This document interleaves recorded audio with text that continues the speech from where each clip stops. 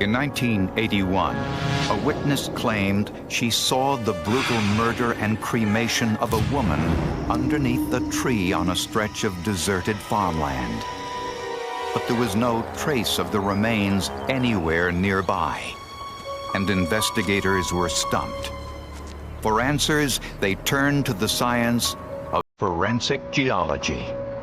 Marshall, Illinois is a small farming community just across the Wabash River from Terre Haute, Indiana. The rich soil feeds vast fields of corn and acres of soybeans. The biggest landowners in town were the Grabby family. Fred and Charlotte Grabby were very prosperous. Both worked the farm with their daughter, son, and daughter-in-law. The Grabbys had a lot going for them. I mean, they had substantial resources, inheritance on Charlotte Grabby's part, and well into the six figures. So these were not poor, small dirt farmers. Fred Grabby was easy to spot. At 6'4" tall and close to 300 pounds, he dwarfed his petite wife. Well, when I first got into the family, I thought Fred was very nice, very polite. He was fun to be around. He really seemed to like me. They worked a lot. Charlotte worked from daylight to dusk. The Grabby marriage had its ups and downs like all marriages, but this one had some unusual twists. Fred Grabby had an eye for younger women, and shortly after he married Charlotte, the couple divorced. Later, they reconciled and married again. But in 1981, Charlotte again asked for a divorce, and Fred moved out of the main house into a smaller cabin on the farm. The reason for the divorce this time was that Fred was having an affair with the pretty 24-year-old bartender, Vicki McAllister. Not exactly the most successful person in that part of the world. She attended bar. Her reputation was not of the purest. On July 24, 1981, Charlotte Grabby left the house to cultivate soybeans on the farm. Her children expected her home by dinner time, but she never returned home. When her children couldn't find her, they contacted the local sheriff. Fred told the sheriff that he had spoken to Charlotte earlier that day near a storage shed on the Grabby's farm, and their conversation got heated. They got into an argument. He left the machine shed. Charlotte pursued him in her car. She got in her vehicle, drove off, and was last seen. The last saw her driving up the interstate. That was his story, and consistently over time, that's what he said. In the shed, authorities found Charlotte's uneaten lunch on her tractor. Her purse was also in the shed, along with her migraine medication and driver's license. And the neighbors said she saw Charlotte's car drive by earlier in the day, but the driver did not appear to be Charlotte. They saw Fred's pickup go by, and then they saw Charlotte's car right behind it with a blonde, curly-haired woman driving it. Charlotte Grabby has dark, short hair, straight hair. A few days later, Charlotte Grabby's car was found across the Indiana state line outside a bar in Terre Haute. Police found no blood, no evidence of violence, but they did recover a fully loaded handgun under the seat. Investigators learned that Charlotte had written a letter shortly before she disappeared, and that letter contained a warning.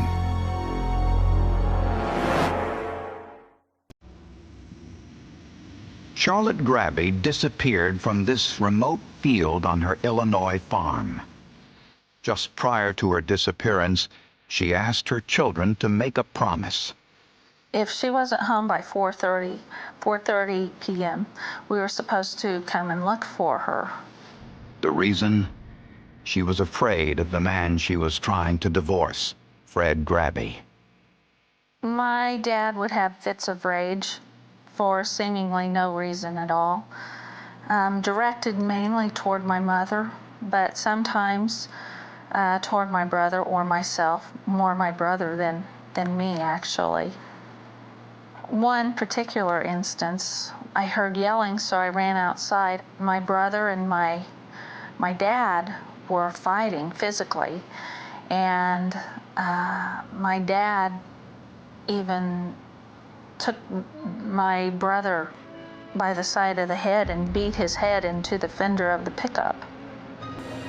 Just 10 days before she disappeared, Charlotte left several notes in a safe deposit box in the local bank.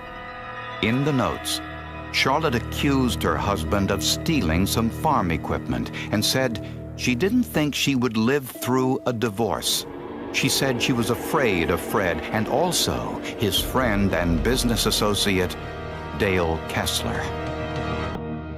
When police interviewed Dale Kessler, he said he was home on the night Charlotte disappeared and that Fred Grabby had been with him. When a grand jury asked Fred Grabby about his whereabouts on the day Charlotte disappeared, he invoked his Fifth Amendment rights and refused to testify. With no evidence of a crime, the official investigation stalled. Charlotte Grabby became yet another missing person. Despite a $25,000 reward posted by the Grabby children, Charlotte's disappearance remained a mystery for the next 3 years. It's all I thought about from the time I got up till the time I went to bed every night. How am I going to find my mom? She could be alive out there somewhere. Probably not, but she might be. And I had to go on that possibility, and I kept thinking, you know, if it were me, she would never give up. With nowhere else to turn, in 1984, Charlotte's daughter hired a private detective, Charles Pearson. Pearson discovered that Fred Grabby had recently broken up with his longtime girlfriend, Vicki McAllister, and Pearson tracked her down in Indiana. Almost from the start, Vicki McAllister seemed anxious to talk about her life with Fred Grabby. He was able to play on her emotions and to draw from her a horrible secret. It was the secret to Charlotte Grabby's disappearance, and the story was so horrific, it was difficult to believe. Vicki claimed that she went to the shed to borrow a steel drum from Fred to haul some trash. When they heard Charlotte drive up, Fred told Vicki to hide behind a tractor. Charlotte and Fred immediately began to argue and soon turned violent. From what Vicki McAllister told us, Fred actually choked Charlotte several times and then would let up on the pressure and let her regain consciousness and then would choke her again, making comments to her the whole time.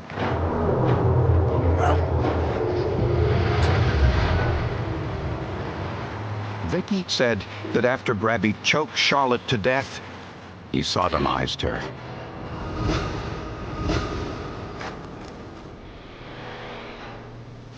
Afterwards, he used a grease gun to fill every orifice of her body to make it more flammable.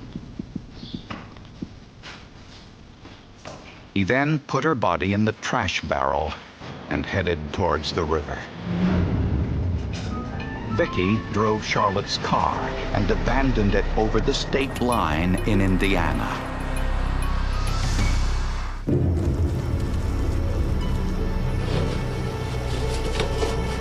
Later that night, Fred doused the body in diesel fuel, and while Vicki watched, Fred burned the body. The fire lasted throughout the night. Eventually, only Charlotte's skull remained. Grabby threw it in the Wabash River, saying that it would make good fish food. He then rolled the barrel into the river. The story, when you hear the whole thing, it's really kind of hard to believe. McAllister's tale horrified Charlotte's daughter. It was almost overwhelming. Of course, I cried a lot. And over the course of the next few days, it had to sink in because there just was so much to it, you know, and it was so horrific, as you say. I just kept praying that my mom didn't go through any pain. McAllister had plenty of motive to tell a story that would put Fred Grabby in prison. There's no greater wrath than that of a spurned woman. She may have originally been concerned with long-term relationship with him. It lasted for a certain period of time, and then it ended. And then I think she was angry. Vicky came to expect, if not be told, that she would share in the dynasty, the financial dynasty of the Grabby family, that she would become a part of everything, and that she and Fred would live happily ever after. I mean, that's the story that guys tell girls, and girls often believe. In exchange for her testimony, Vicky McAllister was offered total immunity, relocation, and a new identity. And if Grabby was convicted, McAllister could claim the $25,000 reward offered by the Grabby children. Well, anytime you have just one person's word against another, it's always better to have some type of physical evidence. But there was another living witness to the events of that terrible night 3 years earlier. And that evidence would tell if Vicky McAllister's story actually had the ring of truth.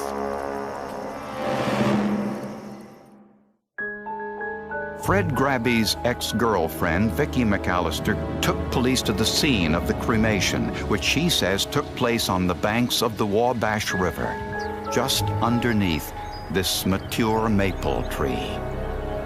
But after 3 years, there were no remains found anywhere in the vicinity. I was with one of the attorney generals that was assisting our state's attorney in the prosecution of the case. And I made a comment to him, just wondering if at this burn site, if there was any possibility that petroleum products from the diesel fuel that was used could still be recovered in the soil around this site. Since the Wabash River frequently overflows in the area of the maple tree, any traces of the diesel fuel in the soil would have long been washed away. We took some soil samples and they were negative for petroleum products.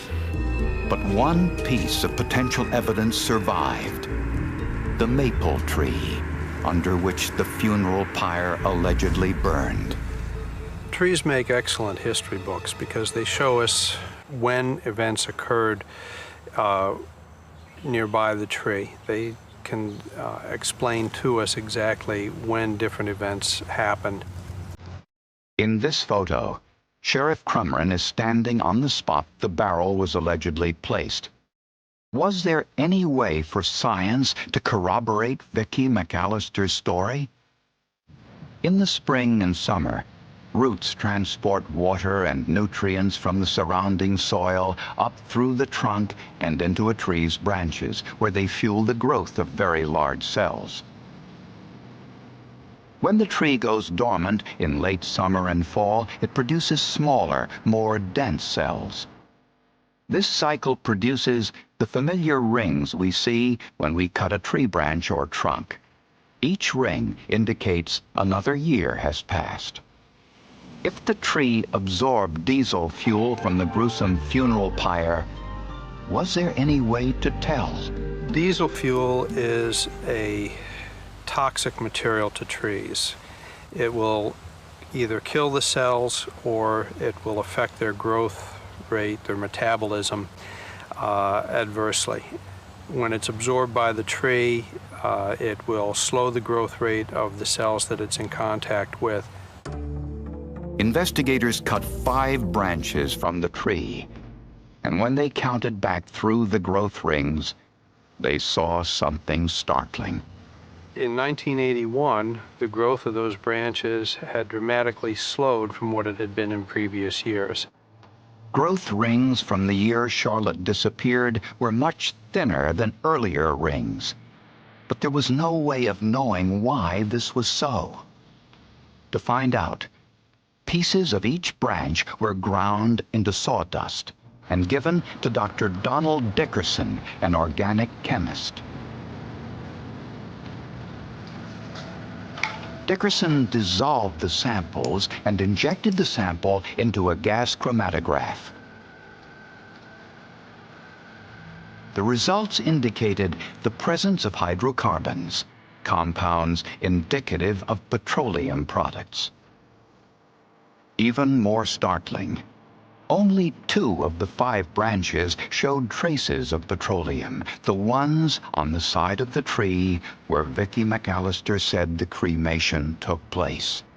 Samples on the other side of the tree were negative for hydrocarbons. Some species of trees will translocate or carry the material laterally around the tree better than others. Maple trees in general tend to maintain fairly direct columns between the roots and the branches above. A unique forensic approach had uncovered evidence that matched Vicki McAllister's bizarre and horrifying story exactly. Heck of a coincidence. John O'Brien spent 40 years as a crime reporter for the Chicago Tribune. In the boondocks of Marshall, Illinois, way down in Clark County, I don't think there's another crime that comes close to not only the murder of Charlotte Grabby and the means in which her body was disposed of. But the story doesn't end here. Another mysterious fire, an attempted prison breakout, and the murder of one of the Grabby children were all to impact Fred Grabby's trial. When scientists discovered hydrocarbons in the maple tree next to where Charlotte Grabby's body was allegedly incinerated, Fred Grabby was arrested and charged with murder. The star witness was Fred Grabby's ex-girlfriend, Vicki McAllister, who was given immunity to testify. Her story both fascinated and horrified courtroom spectators. The first time I think I heard about the tree was when it came out in court.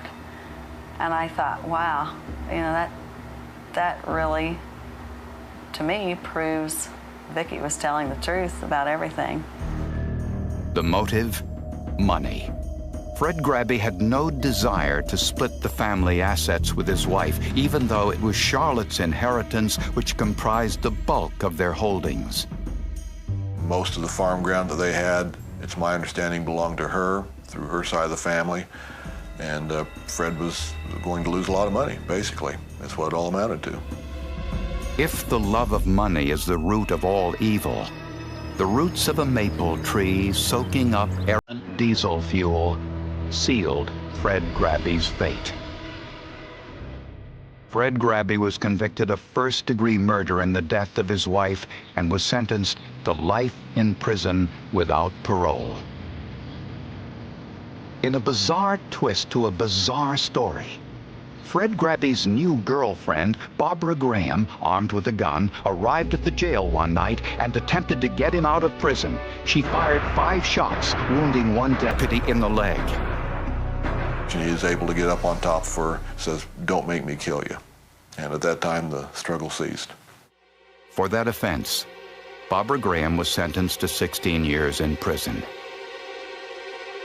2 months later, the home Fred and Charlotte shared and the house their children, Jeff and Cindy, had built next door burned to the ground.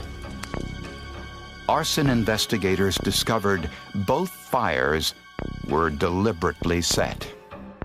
Oh, I believe Fred Grabby probably had some involvement with it. Not in setting the fires directly, but I believe he probably had some involvement. But we'll never know, probably. Fred Grabby's lawyers appealed the first verdict and, on a technicality, won a new trial. A month before the second trial, Fred's son, Jeff Grabby, who had testified against his father at the first trial, was found murdered in California with 3 bullet wounds to the chest. We were notified by Seal Beach, California authorities that they had found the body of Jeff Grabby floating in one of the harbors out there. To this day, some believe Fred Grabby had a hand in his son's murder, although Fred denies it. I don't know if he had that kind of pull with people he could send out to California? I don't think so, but there's a lot of things I don't know. The second trial ended the same way as the first. Fred Grabby was found guilty of murder and sentenced to 75 years in prison. I wrote him a letter telling him that I forgave him for what he did. I hate what he did, but I still love him because he's my dad, if that makes sense. No one has ever been charged with Jeff Grabby's murder, and no trace of Charlotte Grabby's remains have ever been recovered. Vicki McAllister claimed her reward, then left the area, relocated at the state's expense. She continues to fear that Fred Grabby will somehow take revenge, even from behind prison bars. The maple tree still grows not far from the Wabash River. The maple tree, alive and growing, was one thing, one creation that Fred Grabby could not intimidate, could not reach, could not destroy. Brownsville and prove it to yourself. We really do have great service and low prices.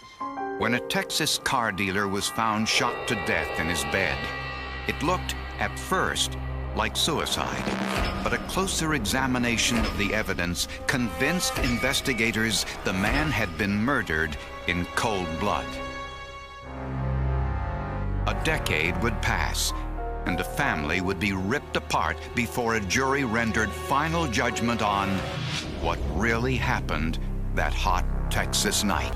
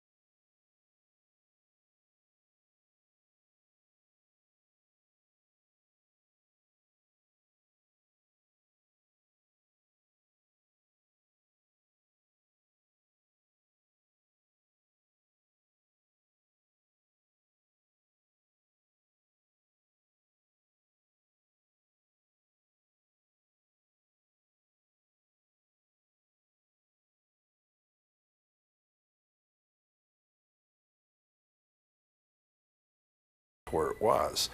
Paramedics and investigators found Bill Mowbray with blankets pulled up to his neck. He looked as if he were sleeping, except for the massive damage caused by the .357 Magnum that lay near his body.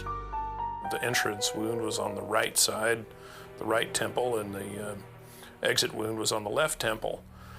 Now, this was a very high-energy weapon. It was a very, very disruptive blast. It literally blew this victim's head apart.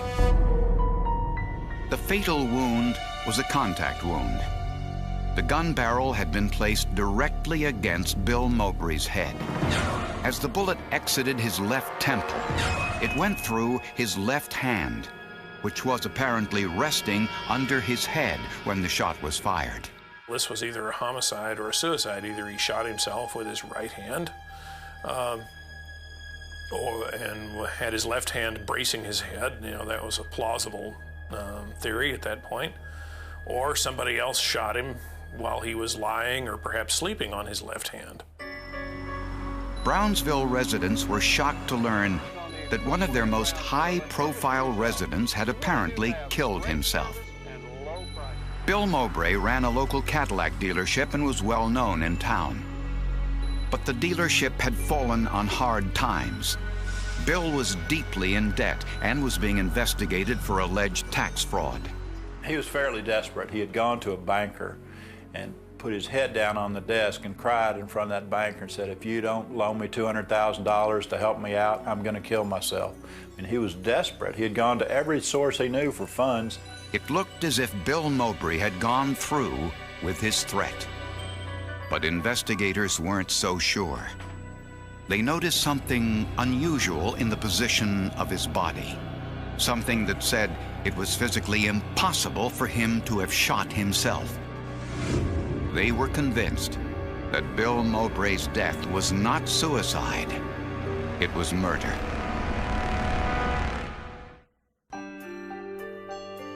At 39, Susie Mowbray was attractive, personable, and an asset to her husband Bill's business. Bill Mowbray Motors, where you can buy your all-American classic.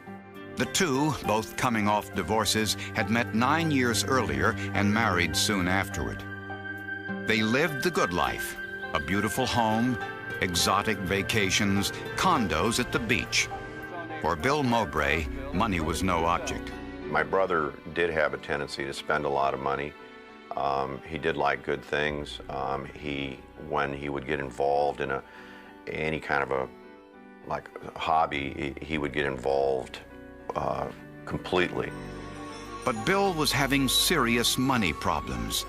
He was overextended on his business and in trouble with the IRS. He was also cheating on his wife. People knew they were separating. Bill was going out with someone else, and Susie had found out about it too. She found a couple of glasses of champagne in the bed when she had come back and questioned the maid about it, and the maid had confirmed that Bill was going out with someone. On the day before his death, Susie discovered that Bill had made changes to their insurance policies. She found that within days, the current policies would be canceled, and Bill's daughter would become the main beneficiary of new policies worth almost $2 million. For police, this signaled a possible motive for murder. We got the 2-year suicide policies in Texas. If you buy an insurance policy, you have to wait 2 years before you commit suicide. If you just buy it and commit suicide, of course, it doesn't pay off. And if the new insurance policy, well, to begin with, she wasn't going to receive any money, so she had to make a move, and she had to make it quick. Susie's actions just after Bill's death also aroused suspicions. Bill's brother Jim went to the house just hours after Bill's body had been removed. I'd been told that he had killed himself in his bedroom, which was up a set of stairs. And as I got closer and closer, I started hearing music and people laughing and stuff up in the bedroom. And I was taken by that, and about that moment, Susie popped out in front of me. And my first words to her were, "What's going on?" And she said, "We're having a painting party." And I was dumbfounded. Like having a party at this point is rather inappropriate considering the time. Everything had been taken out of the room. All the furniture, even the carpet, was gone. But for police, the unusual position of Bill Mowbray's body provided clear indications of foul play. When a high-powered gun is fired at close range into someone's head, it creates what is called blowback.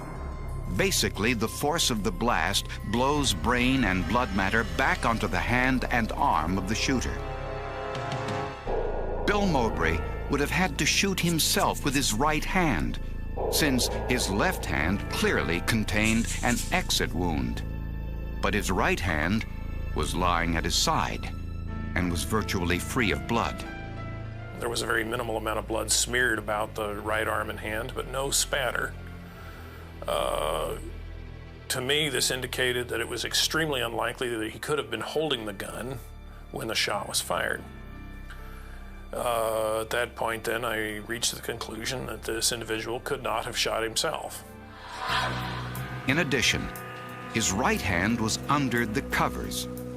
It seemed impossible that he could have fired a bullet into his head and then pulled the covers back over himself all the way up to his neck. What's more, blood analyst Sergeant Dusty Heskew said he found blood spatter and traces of lead on the nightgown Susie Mowbray was wearing when Bill died. All indications were that Bill Mowbray had not killed himself. And there was only one other person in the house the night of his death, his wife, Susie. And she had a $1.8 million motive to kill him. Prosecutor Bill Hagan theorizes that Susie could have laid next to Bill, and using the pillows and blankets as a barrier between them, fired at point-blank range into his head.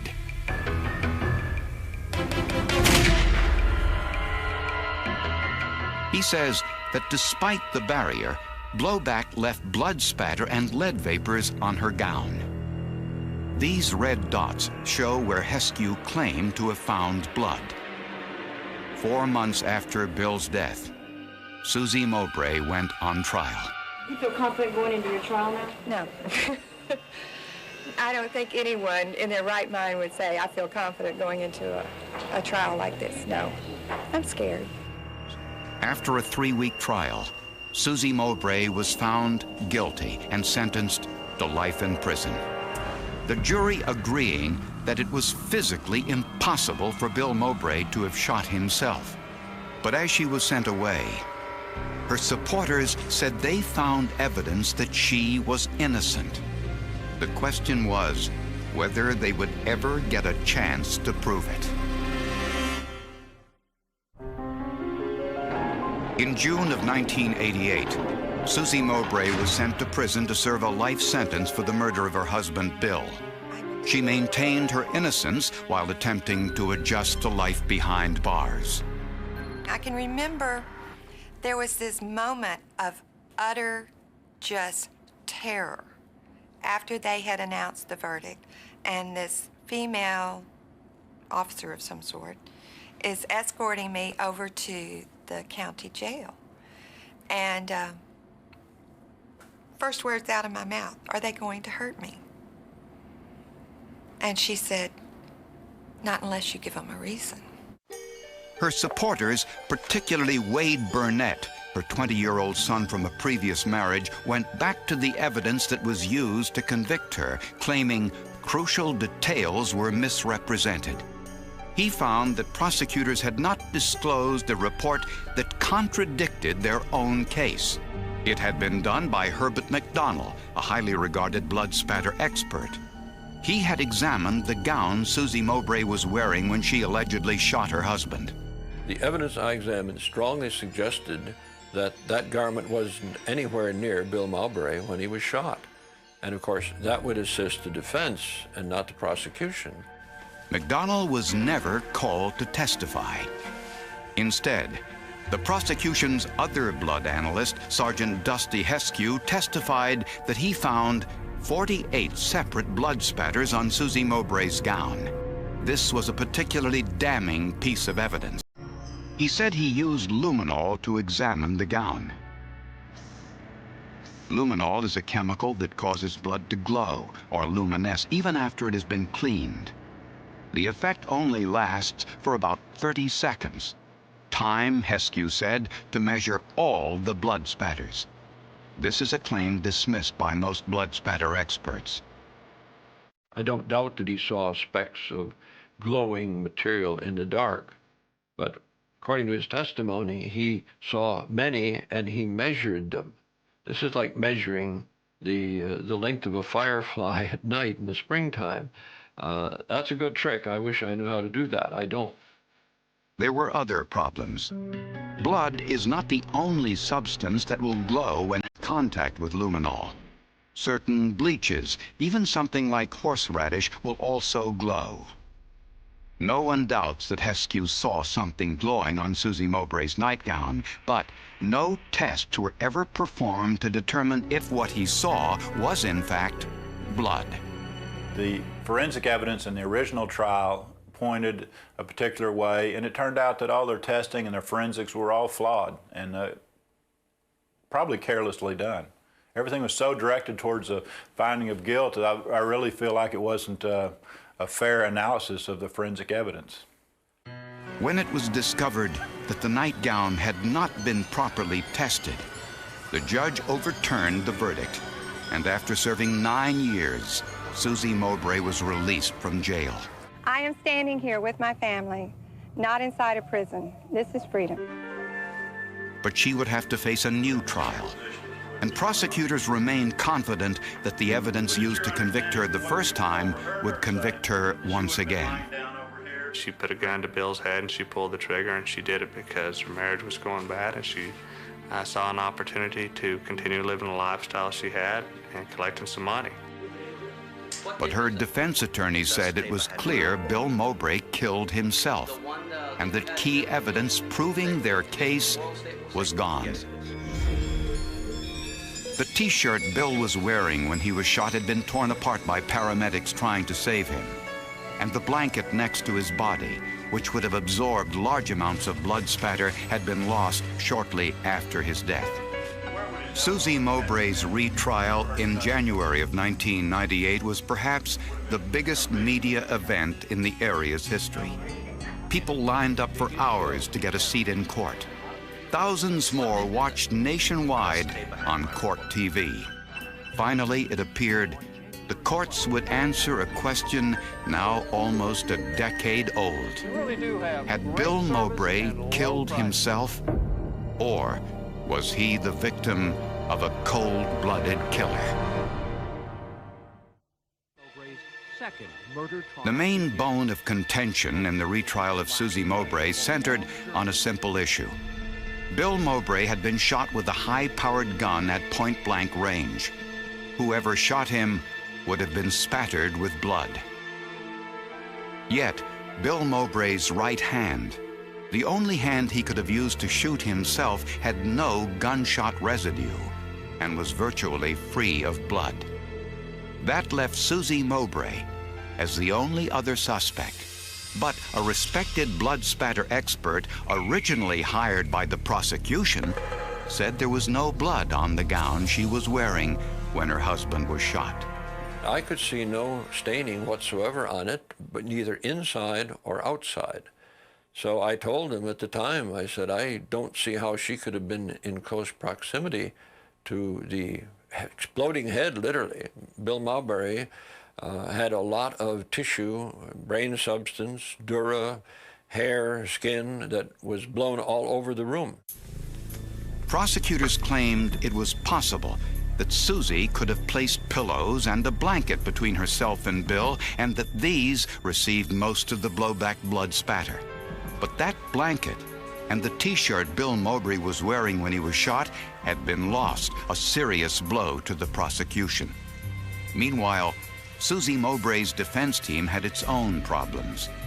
They had to account for what many considered to be her unusual behavior just before and after the shooting.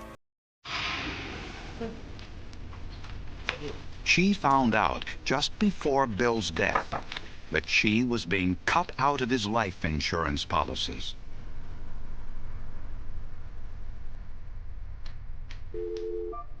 Then, after he was shot, she called a family friend before calling 911.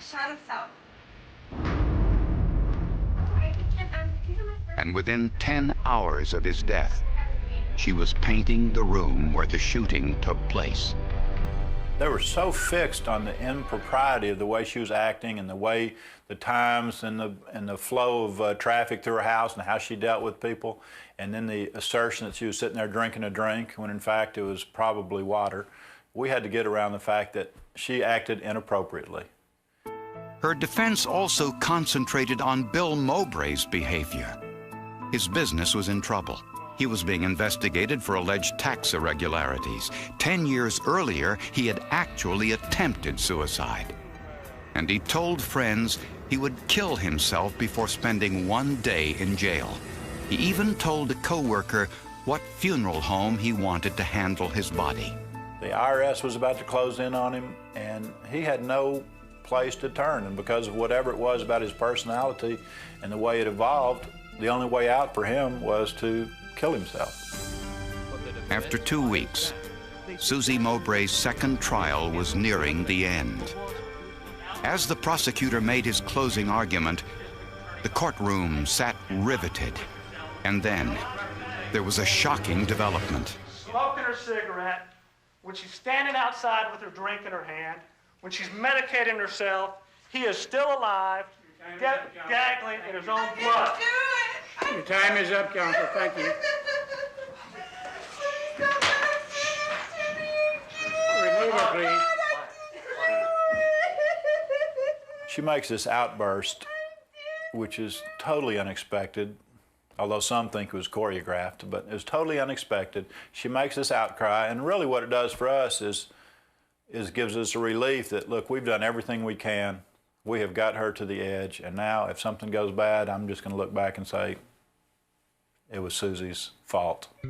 The outburst was as close as Susie Mowbray would come to testifying in her own defense. After 4 hours of deliberation, the jury came back with its verdict. We, the jury, find the defendant, Frida S. Mowbray, also known as Susie Mowbray, not guilty. Signed, Edward. In a highly unusual move, the jury foreman read a prepared statement shortly after the verdict. Furthermore, members of this jury have reached the conclusion that the only issue decided by this jury is that the prosecution was unable to prove beyond a reasonable doubt the guilt of the defendant. Jury members later said they couldn't speak to Susie's guilt or innocence, only that the prosecution had not proved its case. Despite, or perhaps because of that decision, the case continues to generate controversy. I can't be absolutely sure in a mathematical sense that she is the one who did it, but I am sure that he did not shoot himself. There was a physical impossibility for her to have killed her husband. Susie Mowbray did not receive the insurance money. She is considering writing a book. I want my children to be proud of me. I've been given a new lease on life, so to speak. I want it to be good. I want it to matter. I still don't know exactly what it'll be, but it's going to be okay.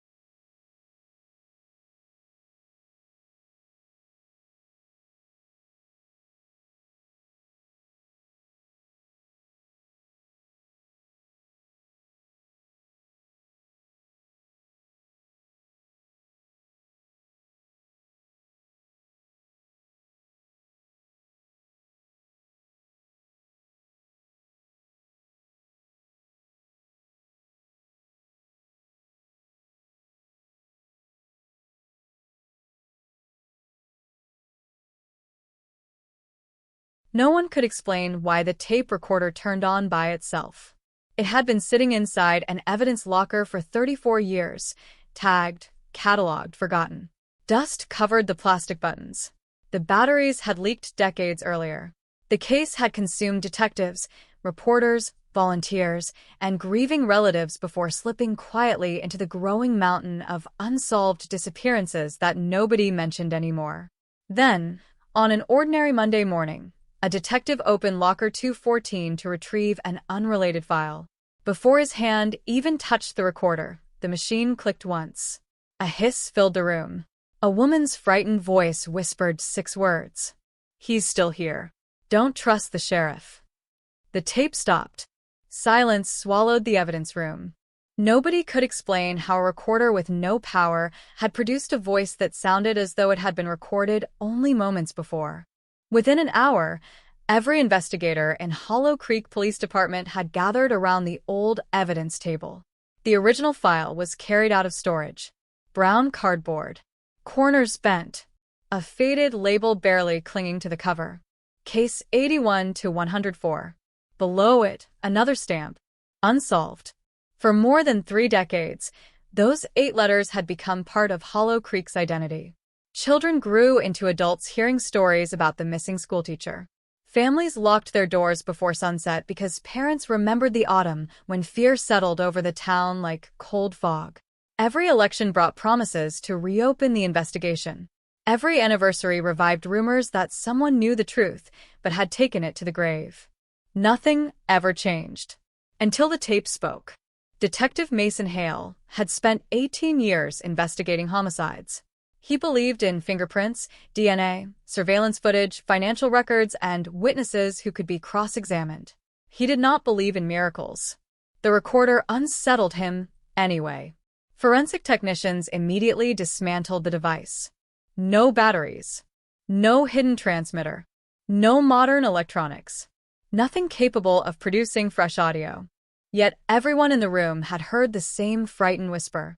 "He's still here. Don't trust the sheriff."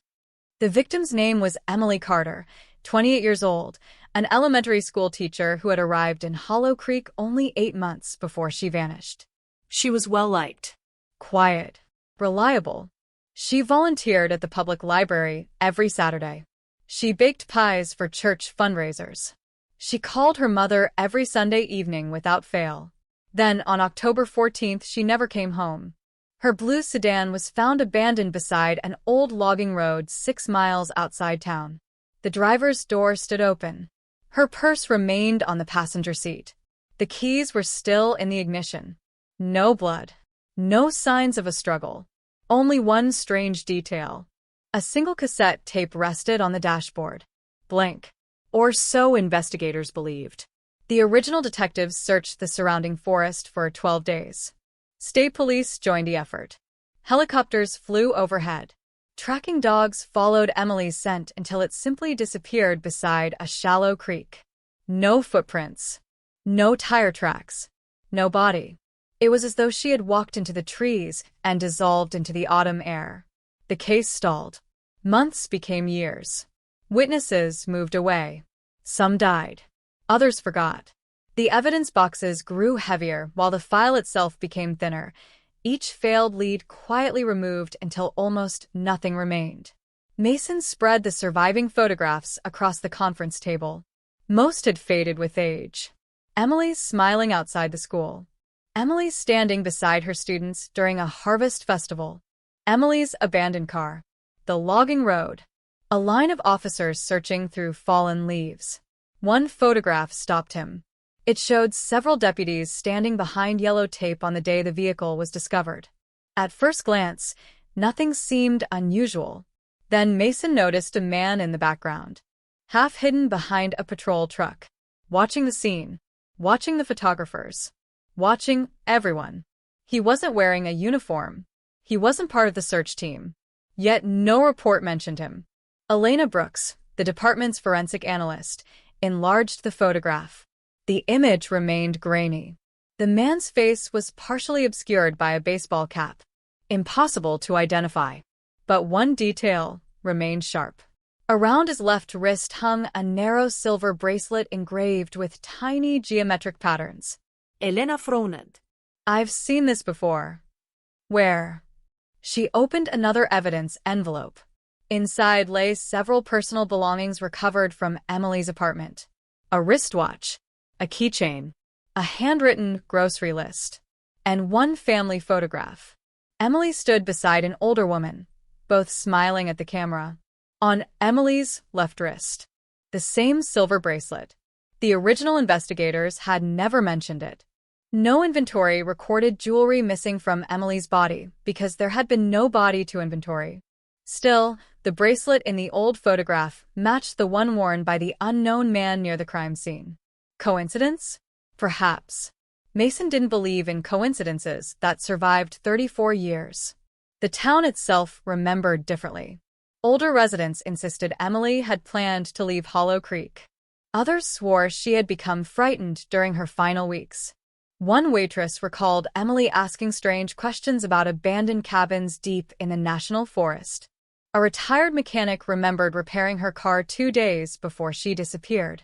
He claimed she repeatedly looked through the garage window as though someone had followed her. None of those statements had ever appeared in the official file. Someone had interviewed the witnesses. Someone had decided their stories weren't important. Or someone had removed them later. Mason requested every archived box connected to case 81 to 104. Only 3 remained. According to the storage inventory, there should have been 11. 8 evidence boxes had vanished sometime during the late 1990s. No destruction order. No transfer record. No explanation. They had simply ceased to exist. That evening, Mason drove alone to the abandoned logging road where Emily's sedan had been discovered. The forest looked unchanged. Tall pines blocked the fading sunlight. Wind pushed dead leaves across the cracked asphalt. Nature had erased almost every trace of the investigation. Almost. Near the edge of the creek, something reflected his flashlight. A rusted metal marker, half buried beneath moss. He knelt and brushed away the dirt. Stamped into the weathered metal were 4 faded letters. E214. The number matched the evidence locker where the tape recorder had awakened.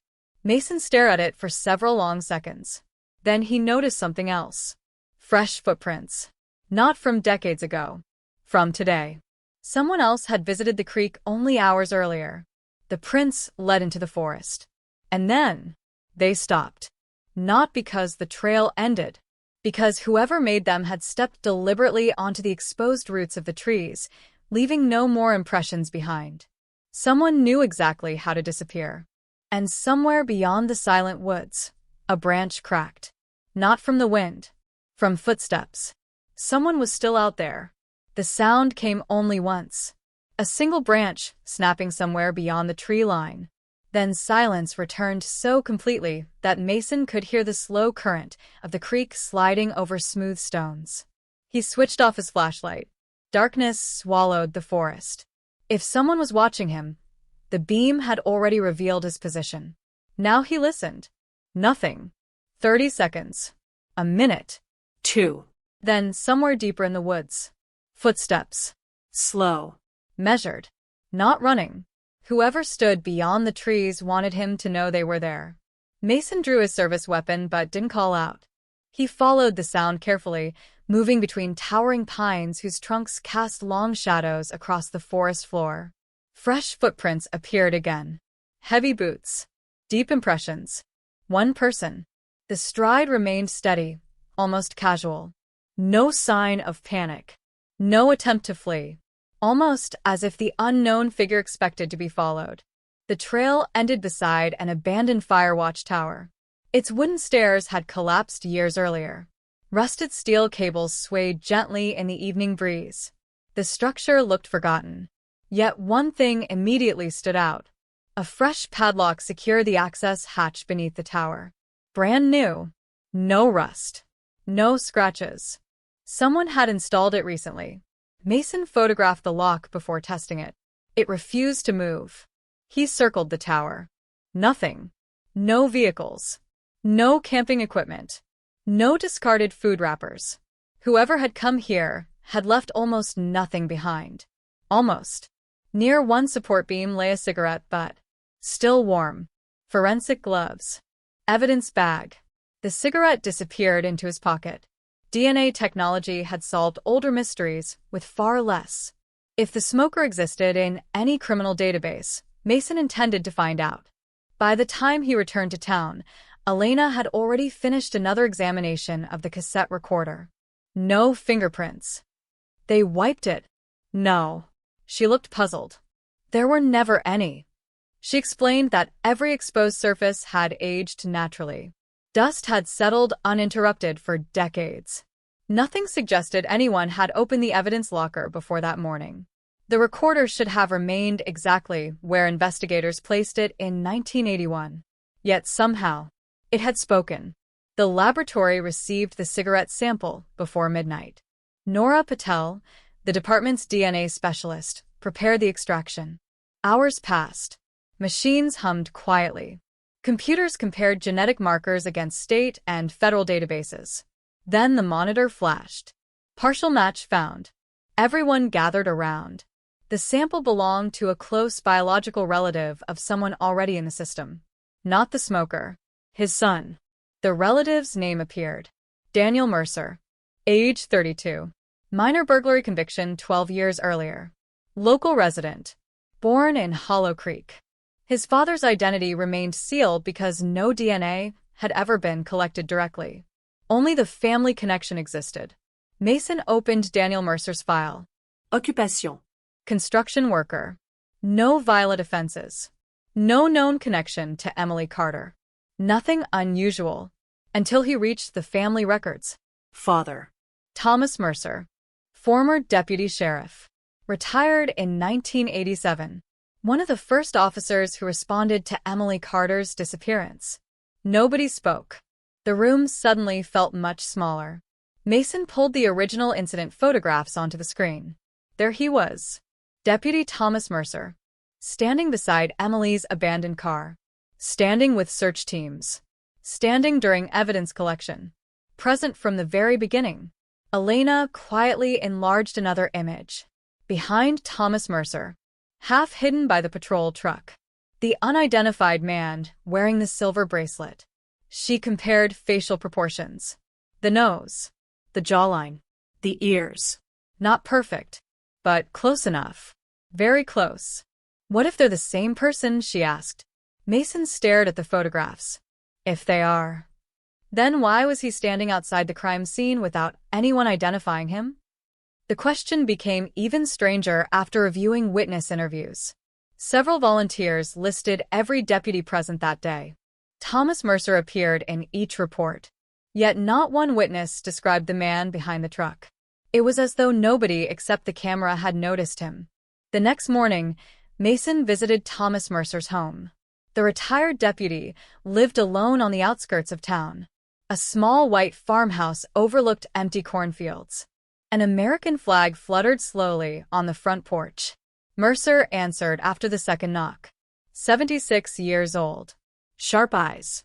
Steady hands. He looked more surprised than nervous. You've reopened Emily Carter's case. It wasn't a question. Mason nodded. We have. Mercer stepped aside. You better come in. Old commendations covered one wall. Police Academy photographs. Service medals. Retirement plaques. Nothing unusual. Until Mason noticed a framed newspaper clipping. Local hero honored after search effort. The accompanying photograph showed Mercer leading volunteers through the forest during Emily's disappearance. Around his left wrist. No bracelet. Mason placed the enlarged evidence photograph on the table. The man behind your patrol truck. Mercer studied it for a long moment. His expression slowly changed. Not fear. Recognition. I remember him. You do. He wasn't supposed to be there. Silence filled the room. Mason leaned forward. Who was he? Mercer's voice dropped almost to a whisper. I never learned his real name. He showed up before sunrise. Said he worked for the state. No badge. No identification. But somehow, the sheriff treated him like he was in charge. Mason felt his pulse quicken. What did he do? Mercer looked toward the window before answering. He told us where to search. He told us what evidence mattered. And every time we found something unexpected, that he took it. What kind of evidence? The old deputy hesitated, then stood. Without a word, he disappeared into another room. He returned carrying a weathered cardboard box wrapped in faded twine. I kept this. I never told anyone. He untied the string and carefully opened the lid. Inside lay an evidence envelope. yellowed with age, still sealed. Across the front, written in black ink, were 4 chilling words. Not for official record. Thomas Mercer held the envelope as though it weighed far more than a few sheets of paper. His hands remained steady, but his eyes betrayed decades of hesitation. I told myself I would burn this. He looked down at the faded seal. I never could. Mason carefully accepted the envelope. The paper had yellowed with age. The adhesive had become brittle. Across the back appeared an unfamiliar symbol, a black circle divided by 3 intersecting lines. No agency name. No department logo. Just the mark. Someone had stamped it deliberately. Who gave this to you? Mason asked. Mercer exhaled slowly. The man in the photograph. He walked over after the search ended. He said these documents didn't belong in the case file. He ordered me to destroy them. And you didn't. The old deputy shook his head. No. I hid them. The seal cracked with a dry snap. Inside were only 3 items. A folded topographic map, a Polaroid photograph, and a single typed witness statement. Nothing else. The map showed Hollow Creek National Forest exactly as it had appeared in 1981. Most trails were highlighted in yellow. One narrow service road, however, had been circled repeatedly in red ink. Next to it, someone had typed a short note. Restricted access after October 9th. No explanation. No signature. Mason unfolded the witness statement. The date immediately caught his attention. October 13th. One day before Emily Carter vanished. The report had never appeared in the official investigation. The witness claimed to have seen Emily standing beside a black sedan near the abandoned fire watch tower. She hadn't been alone. A tall man wearing a dark jacket stood beside her. The witness couldn't hear their conversation. But one sentence stood out. She looked frightened. Not because he was threatening her, but because she already knew him. No names. No follow-up interview. At the bottom of the page, someone had stamped a single word. Disregarded. Then Mason examined the Polaroid. His heartbeat slowed. The photograph showed Emily standing near the creek less than 24 hours before her disappearance. She wasn't looking at the camera. She was looking behind the photographer. Her expression wasn't fear. It was recognition. Someone she knew had just arrived. Elena enlarged the image back at the lab. Deep in the background, barely visible between 2 pine trees, stood another figure. Only a silhouette. But one detail reflected the afternoon sunlight. A silver bracelet. The same engraved pattern. 3 appearances. 3 separate photographs. Always watching. Always in the background. Never identified. Nora scanned the witness statement into the department archive. Within seconds, the system produced an alert. Document already exists. Everyone froze. Already exists? The original paper had supposedly never entered evidence. The archive located a digital copy. Timestamp. 2 days earlier. Someone had uploaded the same statement anonymously. No sender. No return address. No login credentials. The system recorded only one detail. Upload location. Hollow Creek Public Library. Security footage from the library should have solved the mystery. Instead, it created another one. The upload terminal appeared empty. At precisely 3:17 p.m., the computer activated by itself. The file transferred in less than 8 seconds. No one approached the keyboard. No one inserted a flash drive. No one touched the mouse. Then the computer shut itself down. It has to be a remote connection, Nora insisted. She examined network logs. Nothing. No internet traffic. No external device. No wireless signal. The upload shouldn't have been possible. Yet there it was. That afternoon, Mason returned to the abandoned Firewatch Tower with a forensic team. The new map pointed directly toward it. Ground-penetrating radar revealed something unusual beneath the soil. Not a building. Not a bunker. A long, narrow trench. Approximately 30 feet long. 8 feet deep. It had been filled decades earlier. Excavation began immediately.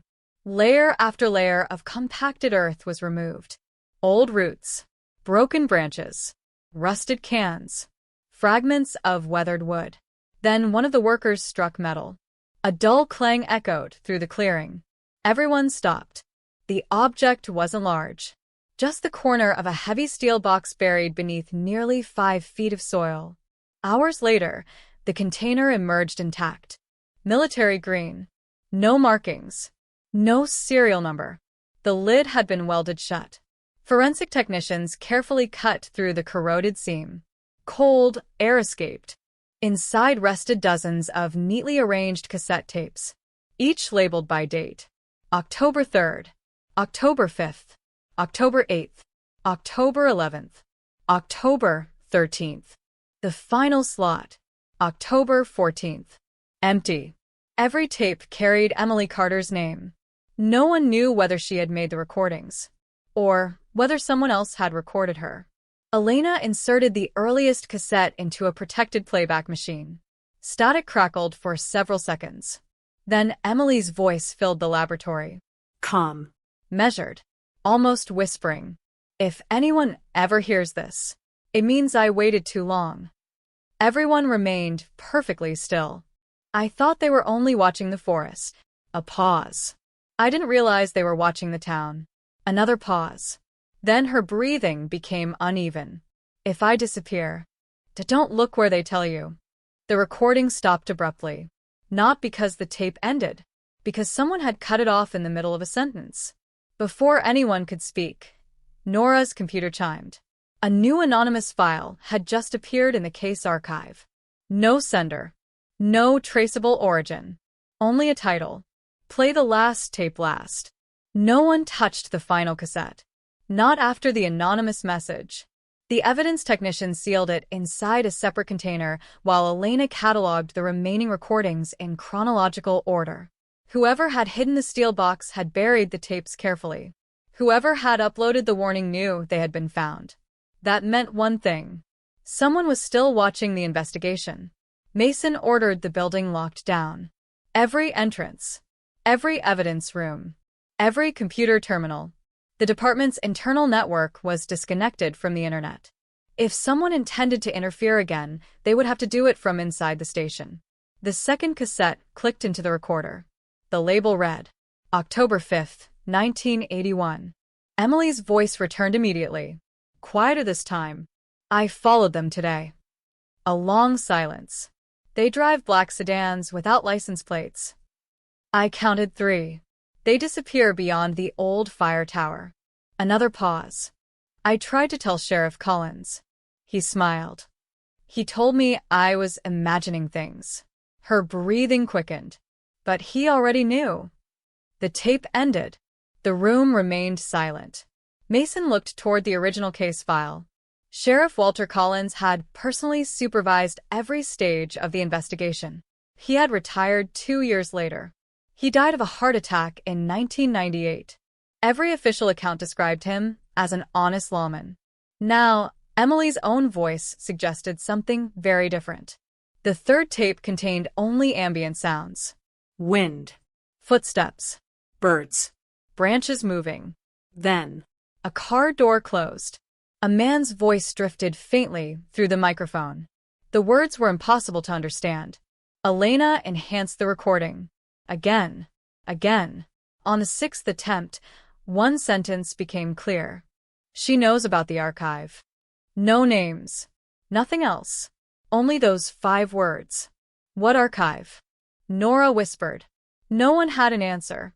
Meanwhile, detectives searched every property once owned by Sheriff Collins. The family farmhouse had been sold years earlier.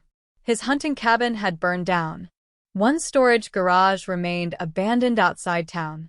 Inside they found old furniture, broken radios, retired patrol equipment, boxes of yellowed paperwork.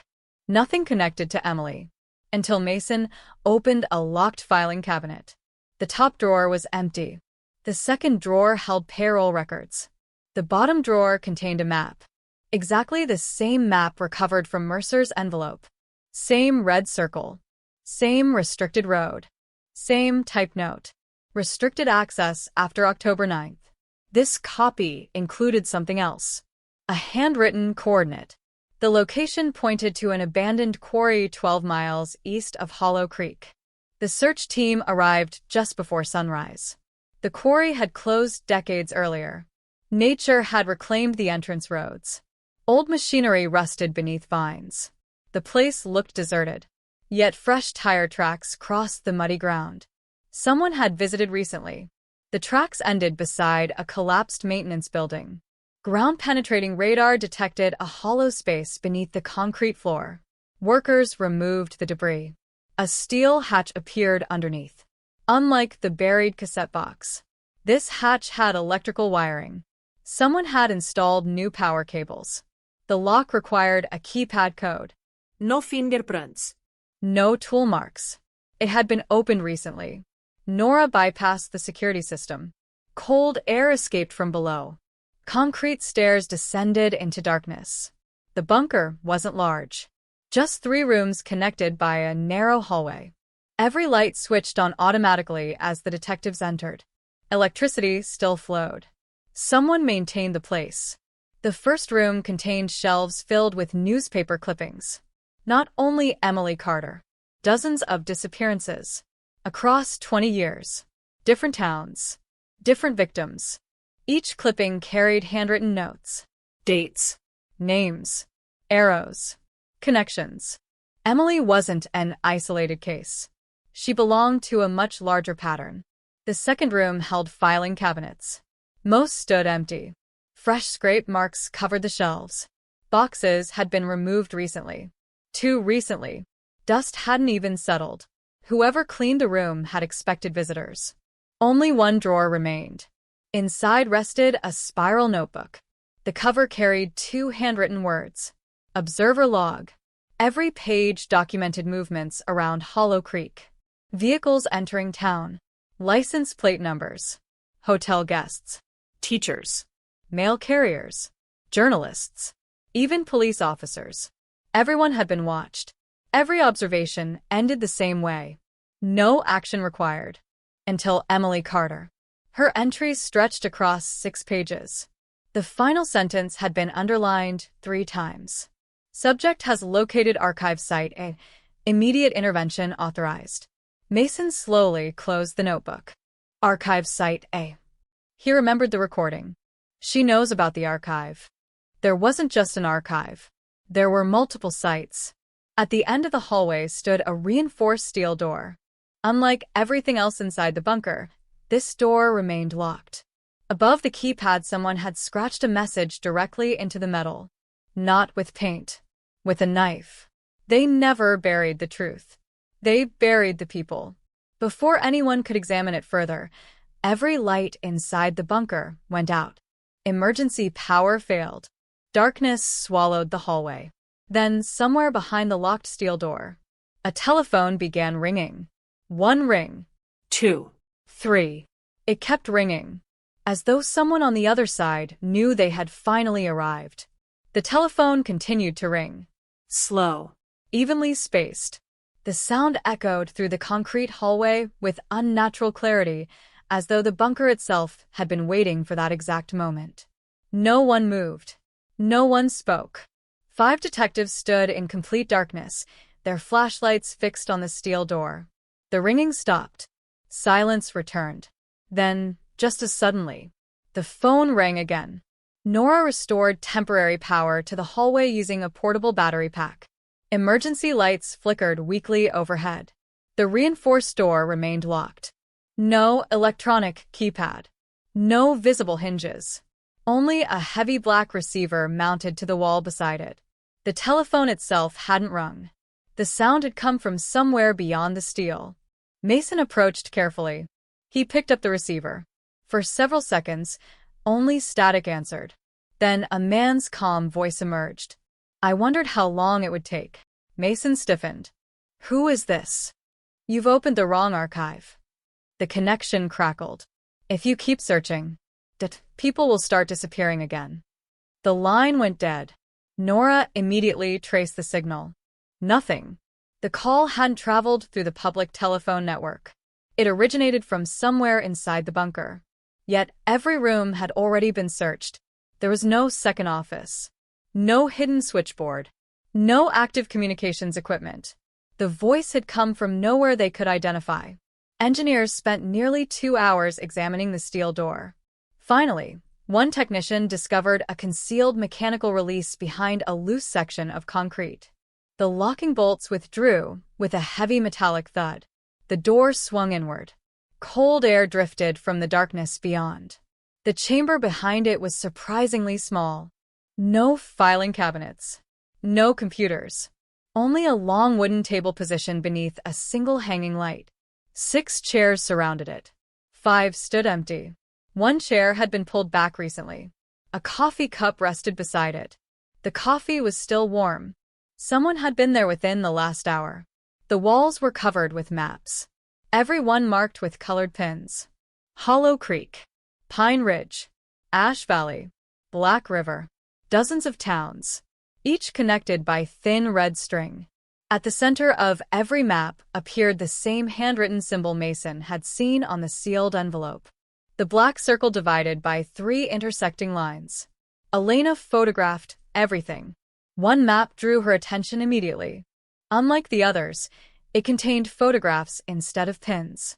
Victims, witnesses, detectives, judges, journalists, even Sheriff Walter Collins. Every photograph carried one of 3 handwritten labels. Watching, missing, silenced. Emily Carter's photograph stood alone. Below it someone had written, "Remembers too much." Mason felt the room grow colder. Emily hadn't been chosen randomly. Someone believed she had discovered something specific. Something worth hiding for decades. Nora examined the coffee cup. Fresh fingerprints. Finally. She rushed the portable scanner through an automated comparison. The system searched local records, state records, federal records. Nothing. No match anywhere. It was as if the owner had never existed. The final object inside the room sat beneath a sheet of dusty plastic. A film projector. Beside it lay a metal canister labeled "Only." October 12, 1981. The old projector grown to life. Grainy black and white footage appeared against the concrete wall. At first, only trees. A forest trail. Then Emily entered the frame. She wasn't alone. She walked beside an older man wearing a sheriff's jacket. Sheriff Walter Collins. The footage contained no audio, but their body language told its own story. Emily appeared agitated. Collins repeatedly pointed toward the woods. They argued. Then, a second man entered from the edge of the frame. He wore civilian clothes, baseball cap, silver bracelet. Emily froze. The stranger smiled. Sheriff Collins stepped backward, almost respectfully, as though yielding authority. The film suddenly burned white. The remaining frames had been deliberately destroyed. No one noticed the envelope taped beneath the projector until Elena lifted the machine. Inside waited a single photograph, brand new, printed on modern photographic paper. It showed the detectives standing outside the quarry. Earlier that morning, someone had photographed them from the trees before they entered the bunker. Across the bottom, written in fresh black ink, was a short message. "You were late last time too." Mason stared at the photograph. There wasn't anyone near us. Elena looked toward the bunker entrance. That doesn't mean no one was watching. At that exact moment, Nora's radio crackled. The officer stationed outside sounded out of breath. "Detective, you need to come up here." Mason grabbed the microphone. What happened? A long pause. Then the reply came in a trembling voice. The entire quarry. It's surrounded. Mason gripped the radio tighter. Surrounded by who? Only static answered at first. Then the deputy's voice returned, strained and unsteady. "I don't know. They're just standing there." The detectives rushed up the concrete stairwell 2 steps at a time. Daylight flooded through the open hatch. As Mason emerged from the bunker, he stopped instantly. The deputy hadn't exaggerated. Along the rim of the abandoned quarry stood dozens of people. Men, women, young, old. They formed a silent circle overlooking the excavation. None carried weapons. None spoke. They simply watched. Some wore business suits. Others wore work clothes stained with oil and dust. One elderly woman leaned on a wooden cane. A teenage boy stood beside her. A mail carrier remained in uniform. A waitress still wore her restaurant apron. Strangers. Ordinary people. Yet every pair of eyes remained fixed on the detectives. Mason stepped forward. This area is now an active crime scene. Nobody moved. Nobody answered. Then almost simultaneously, the crowd turned away. Without panic, without haste, they walked toward the surrounding forest in complete silence. Within less than a minute, every one of them had disappeared among the trees. The deputy looked shaken. They were here before I even noticed. Did anyone arrive in vehicles? No. No engines. No footsteps. They were just there. Elena counted footprints left in the soft mud. There should have been dozens. Instead, she found only 12 distinct sets. Impossible. Nearly 50 people had stood around the quarry. Yet the ground suggested otherwise. Before anyone could process the scene, Nora received an alert from headquarters. Someone had accessed the evidence archive. Not remotely. Physically. Locker 214. The locker containing Emily Carter's original cassette recorder. Security cameras showed only one person entering the evidence room. The retired Deputy Thomas Mercer. Mason called immediately. No answer. He called again. Straight to voicemail. The drive back to Hollow Creek took less than 20 minutes. Mercer's farmhouse came into view. The front door stood open. A patrol officer waited outside. His expression said everything before he spoke. We're too late. The house showed no signs of forced entry. No struggle. No overturned furniture. Mercer's coffee still sat on the kitchen table. Warm. Exactly like the coffee cup inside the quarry bunker. He hadn't expected trouble. He had expected company. The old cardboard evidence box was gone. So was every photograph Mason had shown him the previous day. Only one object remained on the table. A cassette tape. Labeled in fresh black marker. For Mason Hale. Elena carefully checked the tape for traps. Nothing unusual. No fingerprints. The recorder clicked. Thomas Mercer's voice filled the room. Mason. If you're listening. Did they reach me first? A deep breath. I should have spoken 34 years ago. I thought staying silent protected my family. I was wrong. The recording continued. The man with the bracelet wasn't working for the state. He wasn't FBI. He wasn't military. He never gave us a name. We only called him. The tape hissed violently. Static overwhelmed the recording. Then the voice returned. The observer. Mercer's breathing became uneven. He carried a black notebook. He knew everyone's secrets. He knew which witness would change their story. He knew which evidence would disappear. He always arrived before the investigation. And somehow stayed after it ended. A loud crash echoed in the background of the recording. Mercer whispered, "They're here. If I don't make it, look beneath the courthouse." The tape ended abruptly. Nobody in the room spoke. The Hollow Creek courthouse had stood for nearly a century. Every criminal case. Every property dispute, every marriage license, every death certificate. The entire history of the town passed through that building. Nora immediately searched the county's architectural records. The courthouse blueprints dated back to 1921. Everything appeared ordinary, until she examined a renovation plan from 1978. One page had been removed. Not lost. Carefully cut from the archive. The missing sheet described the building's basement. Before the team could leave, a forensic technician rushed into the farmhouse carrying a sealed evidence bag. We found this outside. Inside lay a small brass key. Attached to it was a faded paper tag. Written in blue ink were 3 words. Sublevel B. That evening, Mason obtained an emergency warrant. The courthouse closed early. Employees were sent home. Maintenance crews disconnected the building's power. By midnight, only the investigation team remained. The basement appeared exactly as expected. Storage rooms. Old heating pipes. Stacks of forgotten legal records. Nothing unusual. Until Elena tapped one section of the brick wall. The sound changed. Solid. Solid. Solid. Then. Hollow. Workers removed a heavy metal shelving unit that hadn't been moved in decades. Behind it stood a narrow steel door hidden beneath layers of paint. No handles. No hinges. Only a circular keyhole. Mason looked down at the brass key in his hand. It fit perfectly. The lock turned with a heavy metallic click. As the door slowly swung inward, cold air rushed from the darkness beyond.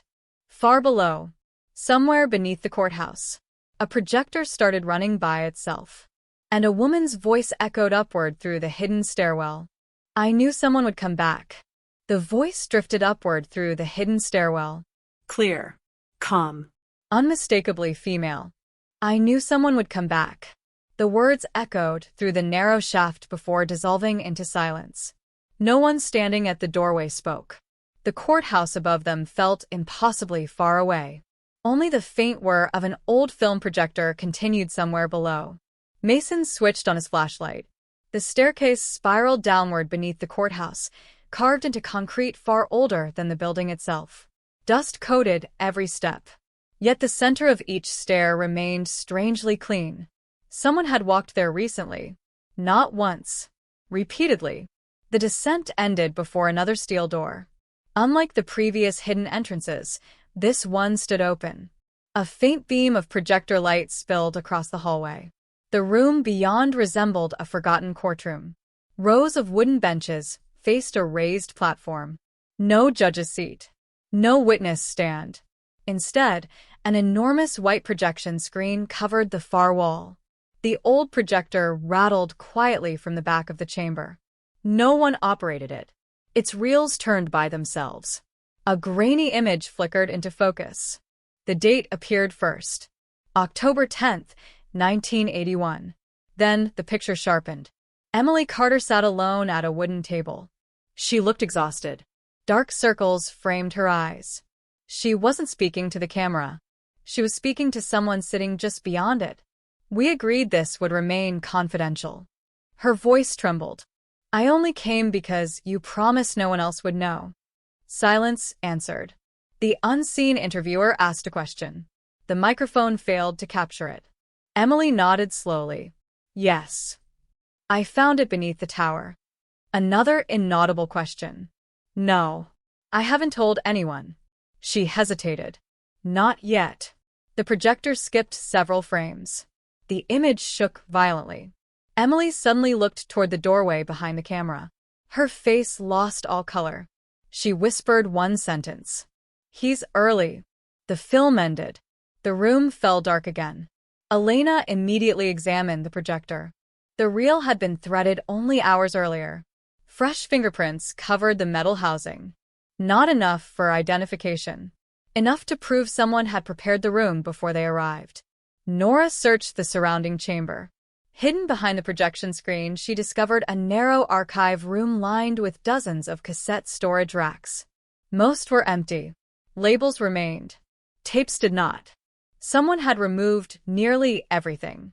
Only 7 recordings remained, each marked with a different name. Not evidence numbers. People. Emily Carter. Thomas Mercer. Walter Collins. Daniel Mercer. Sarah Holt. Unknown female. Observer. Mason carefully removed the final cassette. Simply labeled Observer. He placed it into the recorder. A man's voice emerged immediately. Measured. Emotionless. If you're hearing this, the then containment has already failed. No introduction. No name. No explanation. We never intended to create fear. We intended to preserve silence. The recording paused.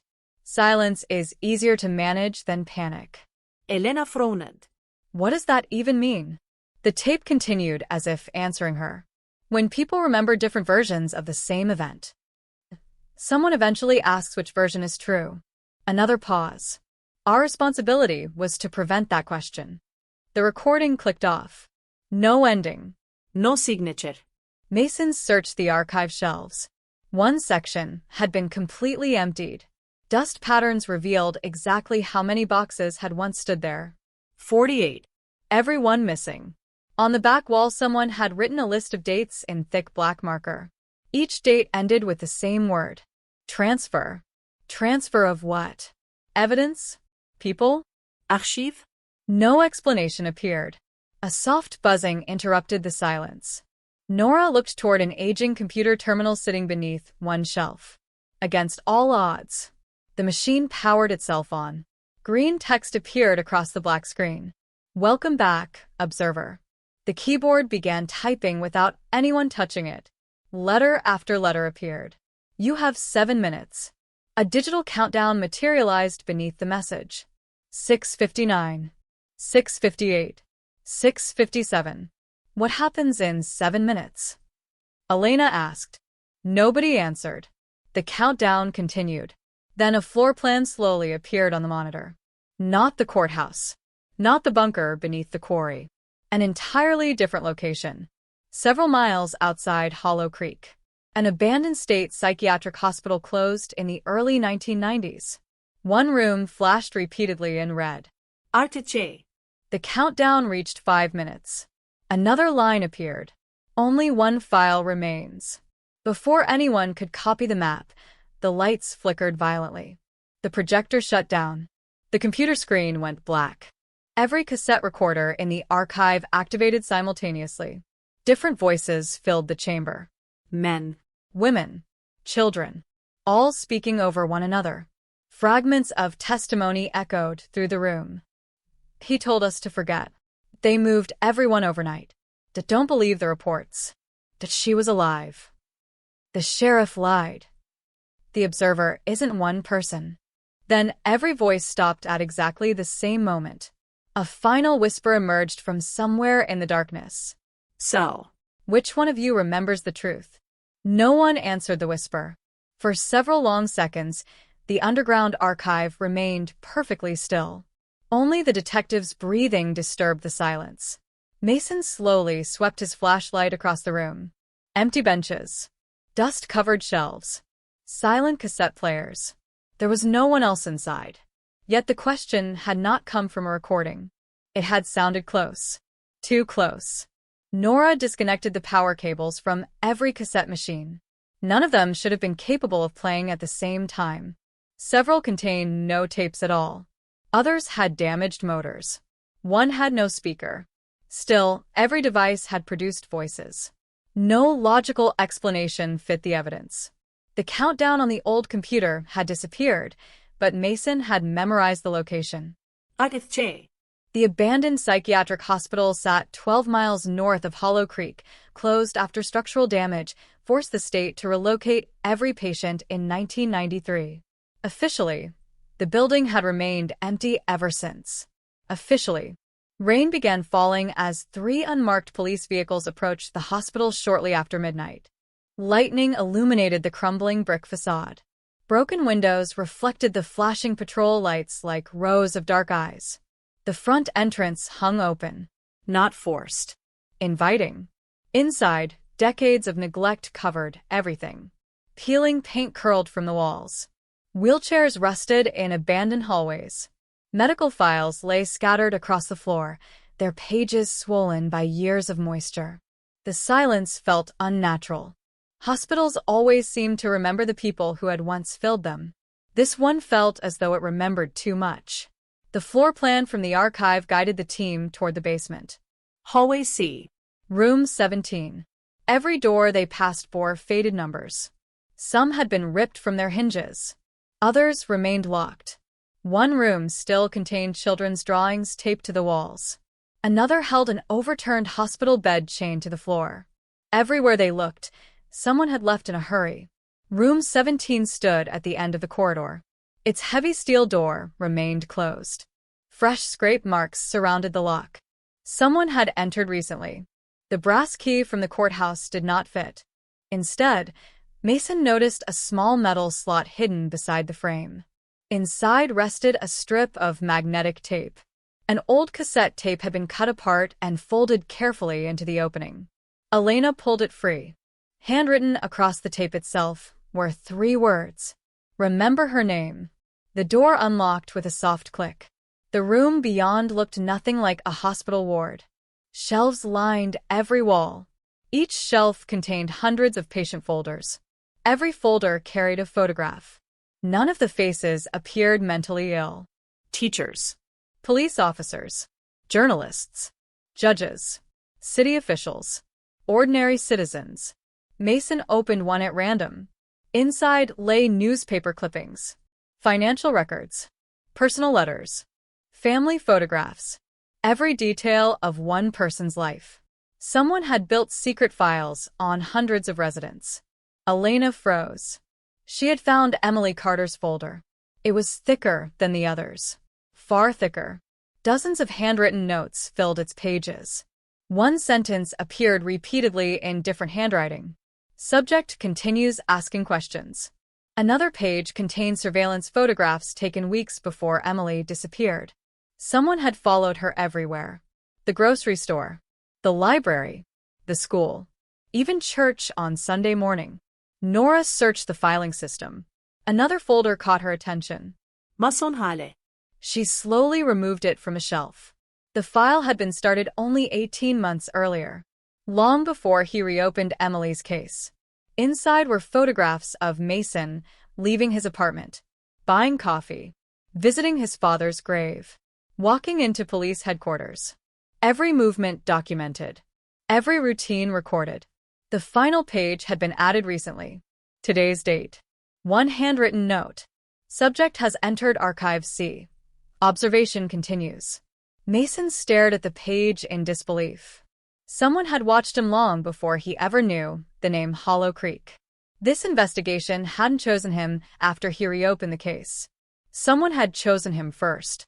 A metallic crash echoed somewhere upstairs. The team immediately switched off their flashlights. Footsteps crossed the floor above. Slow. Heavy. Several people. Not one. Not two. Many. The footsteps stopped directly overhead. Then came another sound. The unmistakable scrape of filing cabinets being dragged across the floor. Someone was sealing the exits. Nora whispered, "We're trapped." Mason scanned the basement layout. Only one staircase connected the lower level to the surface. If that entrance had been blocked, they would have no easy way out. Elena noticed fresh air drifting through a crack behind the last row of shelves. Together they pushed the shelving unit aside. A narrow maintenance tunnel appeared beyond the wall. Concrete, barely tall enough to crawl through. Someone had broken into it recently. Broken bricks still lay scattered across the floor.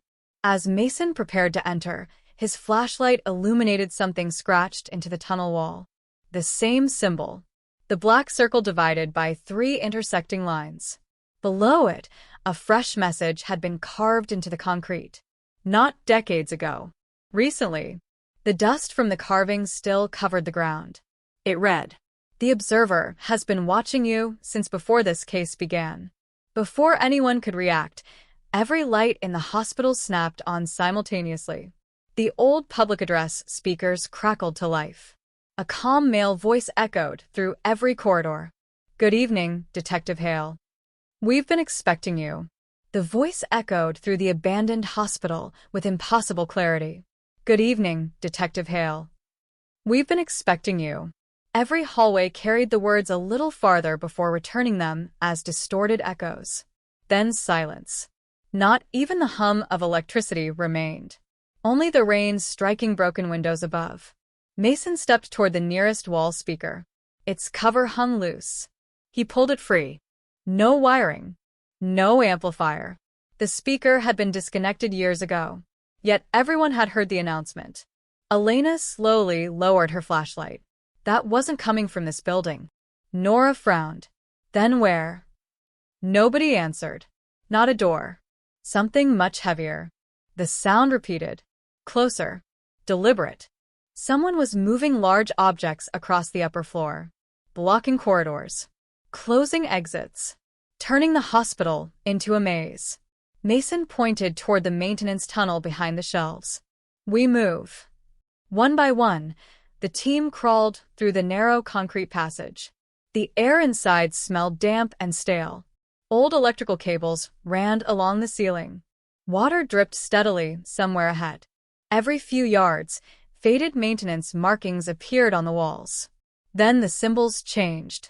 The same black circle divided by 3 intersecting lines appeared again, this time accompanied by dates. 1981, 1993, 2008, 2025. Beneath each date, someone had carved the same word, observed. The tunnel eventually widened into a circular utility chamber. At its center stood a steel cabinet bolted to the floor. Unlike everything else in the hospital, the cabinet looked new. No dust. No corrosion. A small digital display glowed faintly. Case 81 to 104. The number from Emily Carter's original file.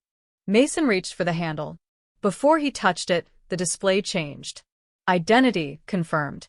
The cabinet unlocked automatically. Inside rested only 3 items. A leather-bound journal. A reel of 35mm film. A sealed envelope addressed by hand. For the detective who returns. Mason opened the journal first. The handwriting belonged to Emily Carter. Not hurried. Not frightened. Careful. Deliberate. The first pages described ordinary life in Hollow Creek. Teaching. Students. Church picnics. Library volunteer work. Then everything changed. September 18th. Someone asked me about people I've never met. September 24th. The sheriff says I'm imagining things. October 2nd. The man with the silver bracelet knows where I live. The entries grew darker. Emily described unfamiliar cars parked outside her apartment every night. Strangers sitting in the back pews during church services. Anonymous phone calls where no one spoke. Then came the final complete entry. October 13th. I found the records beneath the tower. They aren't keeping evidence. They're keeping memories. If anything happens tomorrow, someone inside the department already knows why. There were no further entries. Only torn pages. Someone had removed the ending. Elena loaded the film reel into a portable scanner. Frame by frame, forgotten photographs appeared. Underground rooms. Metal shelves. Cassette tapes. Witness interviews. Maps. The same archive rooms they had already discovered. But the final photographs showed something different. A meeting. 8 people seated around a long table. Sheriff Walter Collins. Deputy Thomas Mercer. Several unknown men. And Emily Carter. She wasn't tied up. She wasn't a prisoner. She was sitting with them. Talking. Listening. Participating. Mason stared at the image. This doesn't make sense. Emily had told people she was afraid. Yet here she appeared voluntarily meeting the very people she supposedly feared.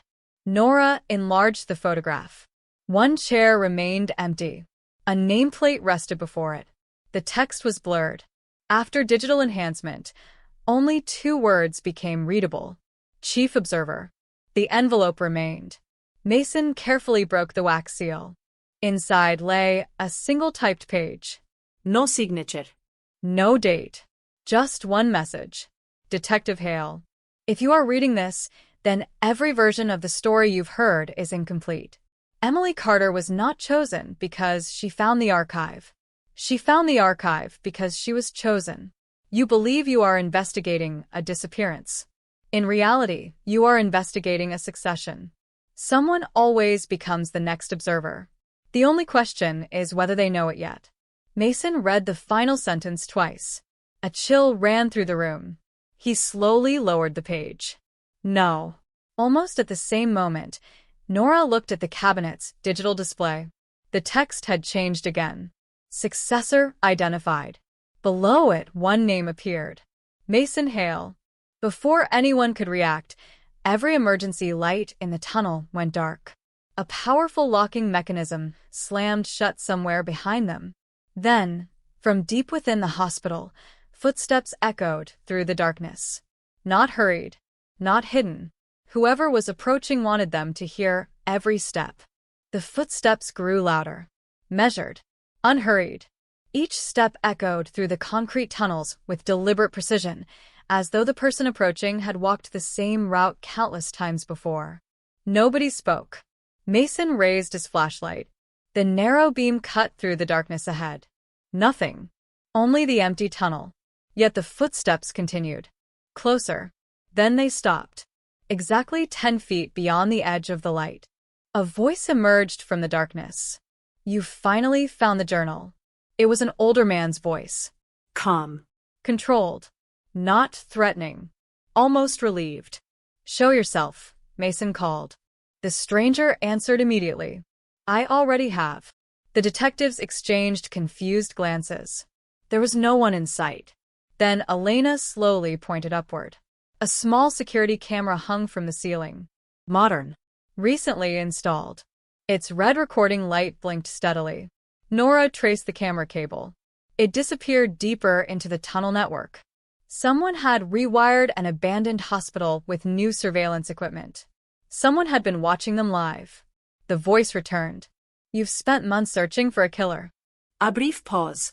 You should have been searching for a witness. Mason stepped toward the camera. Emily Carter. Where is she? Silence. Then the stranger replied. Wrong question.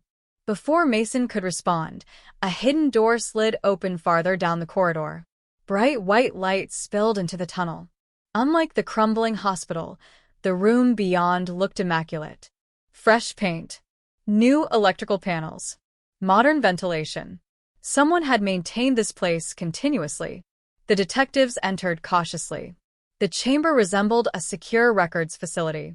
Rows of climate-controlled cabinets stretched into the distance.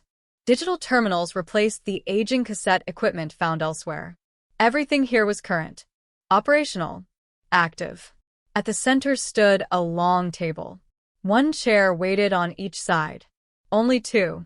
As though the room had been prepared for a conversation. A folder rested in the middle of the table. The cover read, Case 81 to 104.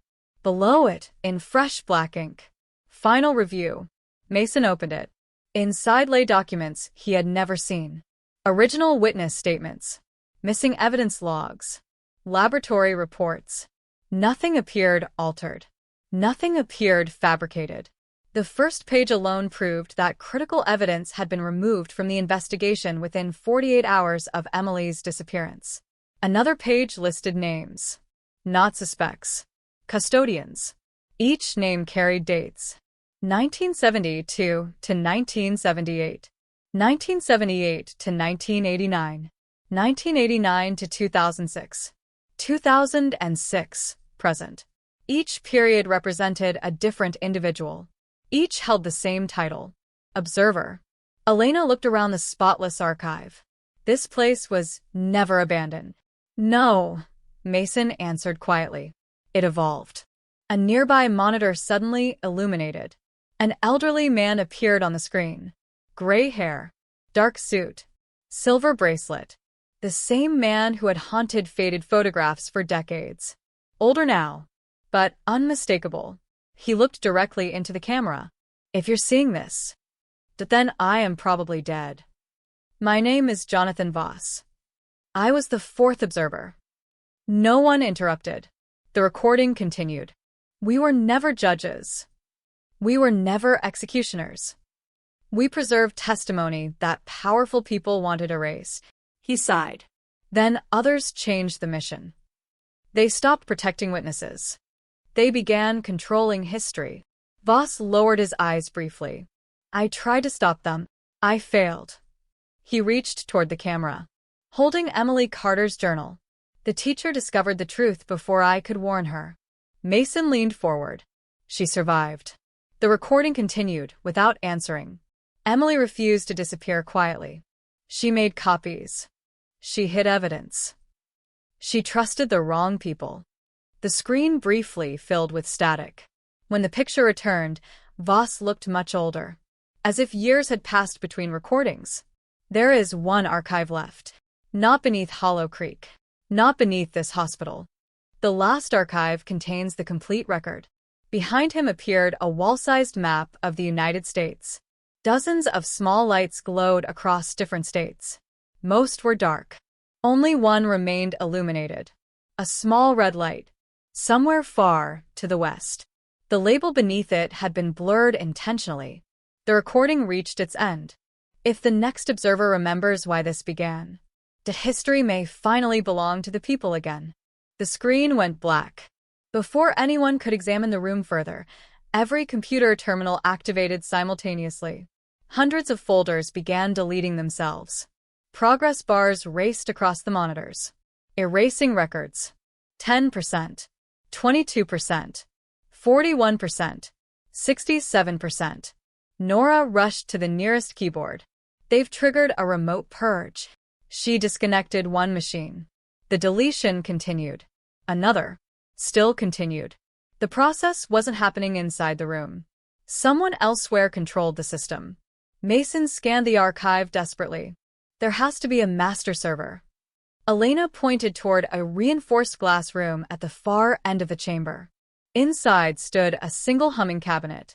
Its status light flashed bright amber. Above the door, a warning sign read, "Primary Memory Vault." At that exact moment, the emergency speakers came alive one final time. A calm female voice echoed through the pristine archive. Not Emily. Not the mysterious observer. Someone new. Detective Hale. If you want the truth. Do you have exactly 5 minutes? The countdown appeared on every monitor at once. 4:59. 4:58. 4:57. The amber warning light above the primary memory vault began flashing faster. Every few seconds, another row of digital records disappeared from the archive. Entire witness files vanished before the detective's eyes. Decades of testimony erased in seconds. Nora connected her forensic laptop directly to the nearest terminal. No firewall. No password. She frowned. It's not trying to keep us out. Mason looked at her. Then what's it doing? It's waiting for authorization. The reinforced glass door refused to open. No keypad. No fingerprint scanner. Only a small camera mounted above the frame. A facial recognition system. Mason stepped forward instinctively. The camera scanned him. A soft tone echoed through the room. Identity accepted. The lock disengaged. Elena stared at him. It recognized you. Mason didn't answer. The heavy glass door slid open on its own. Cold air flowed from the vault. The room inside was much smaller than expected. No rows of servers. No massive computer systems. Only a single black cabinet standing in the center beneath white lights. On top rested a worn leather binder. Beside it, an old cassette recorder. The same model recovered from evidence locker 214. A handwritten label covered the recorder. Final testimony. Mason pressed play. Static filled the room. Then Emily Carter's voice emerged once again. Calm. Steady. No fear. If you're hearing this, that I didn't disappear. The detectives froze. Emily continued. I chose to leave. Elena whispered. What? The recording went on. They wanted to hide the archive forever. I wanted people to remember it. So I agreed to become invisible. The room fell completely silent except for the tape. My name would disappear. My records would disappear. But the evidence would survive. Another pause. If anyone ever reopens my case, it means the archive has failed. Mason felt his heartbeat quicken. The entire investigation shifted beneath his feet.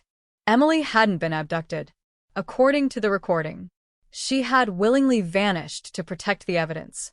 The tape wasn't finished. I know many people will never believe this. They'll think I was murdered. Maybe that's safer. But if one honest detective reaches this room, the truth deserves another chance. The recorder clicked. The tape ended. No one spoke. Years of assumptions collapsed in a matter of minutes. Nora opened the leather binder. Inside were signed statements, photographs, letters, personal journals. Everything Emily had documented before disappearing. Nothing suggested a murder. Everything suggested a coordinated effort to remove her identity from public records. Then Elena noticed something. One page near the end had been torn out. Freshly. Not decades ago. Recently. Someone had entered the vault before them. Someone had removed exactly one document. A terminal inside the vault chimed. A live security feed appeared. The camera overlooked the main hallway outside the archive. 3 figures walked calmly toward the vault. Dark coats, silver bracelets. Older now, but unmistakable. The same organization. Still operating. The lead figure stopped directly outside the glass wall. He looked through it at Mason, then slowly raised a small white envelope. Across the front were 4 handwritten words. For the next observer. He placed the envelope on the floor, turned around, walked away. None of the 3 men looked back. Mason rushed into the hallway. Empty. No footsteps. No open doors. The corridor stretched in both directions without anyone in sight. Only the envelope remained. Inside rested a single sheet of paper, typed and signed. Emily Carter kept her promise. Jonathan Voss kept his. Thomas Mercer finally told the truth. Now only one decision remains. Publish everything. Or protect it until the world is ready. At the bottom was one final handwritten sentence. Every observer eventually makes the same choice. Behind Mason, Nora suddenly looked up from the terminal. Her face had gone pale. The deletion. He turned. What about it? It stopped. Every monitor inside the archive now displayed the same message. Transfer complete. Elena Fronand. Transfer where? Nora slowly shook her head. I don't know. Then another line appeared beneath it. Archive deactivated. Somewhere beyond Hollow Creek. The story wasn't over. No one spoke for nearly a minute. The words archive deactivated remained on every monitor, glowing against black screens like a warning that had arrived decades too late. Mason stared at the message. The investigation had begun with one missing teacher. Now it pointed toward an entire network of hidden archives scattered across the country. Somebody had been preserving secrets for generations. Or preserving memories. He still wasn't sure which. Nora immediately tried to trace the transfer. Data logs. Server routes. Backup locations. Nothing. The system had erased its own digital footprint the instant the transfer completed. Only one fragment remained. A timestamp. 2:14 and 7 seconds a.m. Elena Fronand. 2:14. Mason looked at her. Locker 214. The same number appeared again. Evidence, Locker 214. The rusted marker beside the creek. Now, the transfer time. It wasn't random. It was a code. The leather binder inside the vault contained one final pocket sealed with wax. Unlike the rest of the documents, this compartment carried a handwritten instruction. Open only after the transfer. Mason broke the seal. Inside rested a folded railroad map from the late 1970s. Most lines crossed the western United States. Only one route had been highlighted in red. The track ended at a remote freight depot that no longer appeared on modern maps. Someone had written a note beside it. The last shipment never arrived. Before anyone could examine it further, the emergency lights dimmed. The building's ventilation system shut down. Then the calm female voice returned over the speakers. Archive D is no longer connected. Please evacuate immediately. The message repeated twice. Then silence. Nora checked the power system. The servers are shutting themselves off. One by one, every monitor went dark. Every terminal powered down. The vault wasn't being destroyed. It was simply going quiet, as if its purpose had ended. The detectives left the underground archive just before dawn. Rain had stopped. The abandoned hospital stood motionless beneath a gray sky. From the outside, it looked exactly as it had the day before. Broken. Empty. Forgotten. No one driving past would ever imagine what rested beneath its foundation. Or what had already vanished. Back at headquarters, the investigation took an unexpected turn. News of the hospital search had somehow leaked. Reporters crowded outside the station. Television crews demanded statements. Rumors spread across Hollow Creek within hours. Some claimed Emily Carter's body had finally been found. Others insisted federal agents had seized the investigation. None of it was true. The detectives said nothing. That afternoon, a package arrived at the station with no postage and no return address. It contained only a yellowed newspaper from October 1981. Across the front page, someone had circled a small article buried beneath advertisements. The headline read, "Freight train derails outside Cedar Ridge. No fatalities. Minimal damage."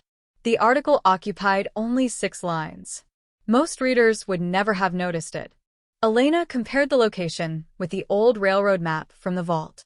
It matched perfectly. The highlighted rail line ended exactly where the derailment had occurred. The last shipment, she looked at Mason, never arrived because the train never reached its destination. Nora searched transportation archives. The freight manifest for that train had been sealed, not classified, missing. Every cargo record from that journey had disappeared. Only one handwritten notation survived in a maintenance log. Container D transferred prior to accident. Archive D. Mason leaned back in his chair. They moved it before the crash. But where? No one answered. Late that evening, as the detectives prepared to leave the station, the old evidence clerk approached Mason quietly. "I found something while reorganizing storage." He handed over a thin envelope covered in dust. It was hidden behind locker 214. Mason carefully opened it. Inside was a black and white photograph, taken inside the Hollow Creek Police Department. Dated September 1981. The entire department stood together for a retirement ceremony. Sheriff Collins, Deputy Mercer, dispatchers, patrol officers.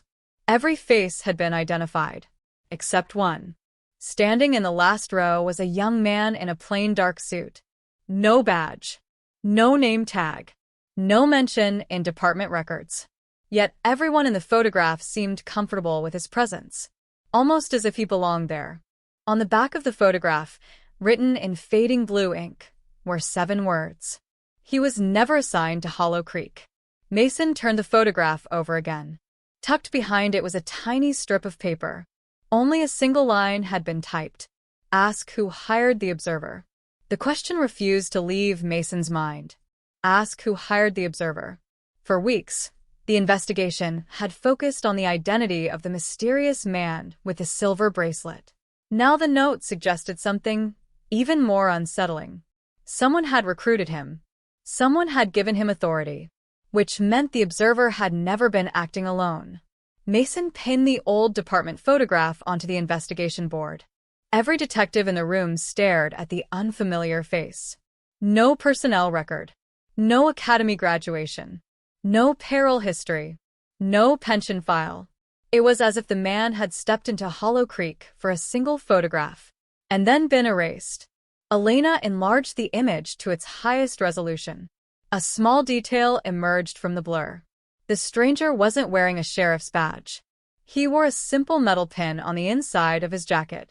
The same symbol. A black circle divided by 3 intersecting lines. Nora searched every public archive she could access. Military insignias. Historical organizations. Federal task forces. Private security companies. Nothing matched. The symbol officially did not exist. Yet it kept appearing wherever Emily Carter's story led. By evening, another anonymous package arrived. No fingerprints. No postage. Inside rested a reel of microfilm.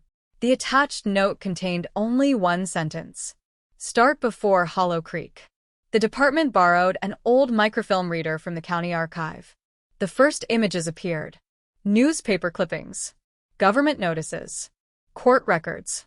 Not from 1981. From 1954. One article immediately caught Mason's attention. A school bus had disappeared during a snowstorm in the northern mountains. 23 children. 1 driver. No bodies were ever found. The case dominated headlines for months. Then it vanished from public discussion almost overnight. The final frame of the article showed investigators searching a frozen ravine. Standing behind them, half hidden beneath the brim of a dark hat, was a young man wearing a silver bracelet. The same face, 3 decades younger. He hadn't aged. Elena slowly leaned back. "That's impossible," she whispered. "He couldn't be. He was 3 decades younger." "That's impossible," The dates didn't fit. If the photographs were genuine, the man should have been well over 90 years old in 1981. Instead, he appeared no older than 40. The microfilm continued. A courthouse fire destroyed thousands of legal records. The same man appeared among the spectators. A missing journalist. Again.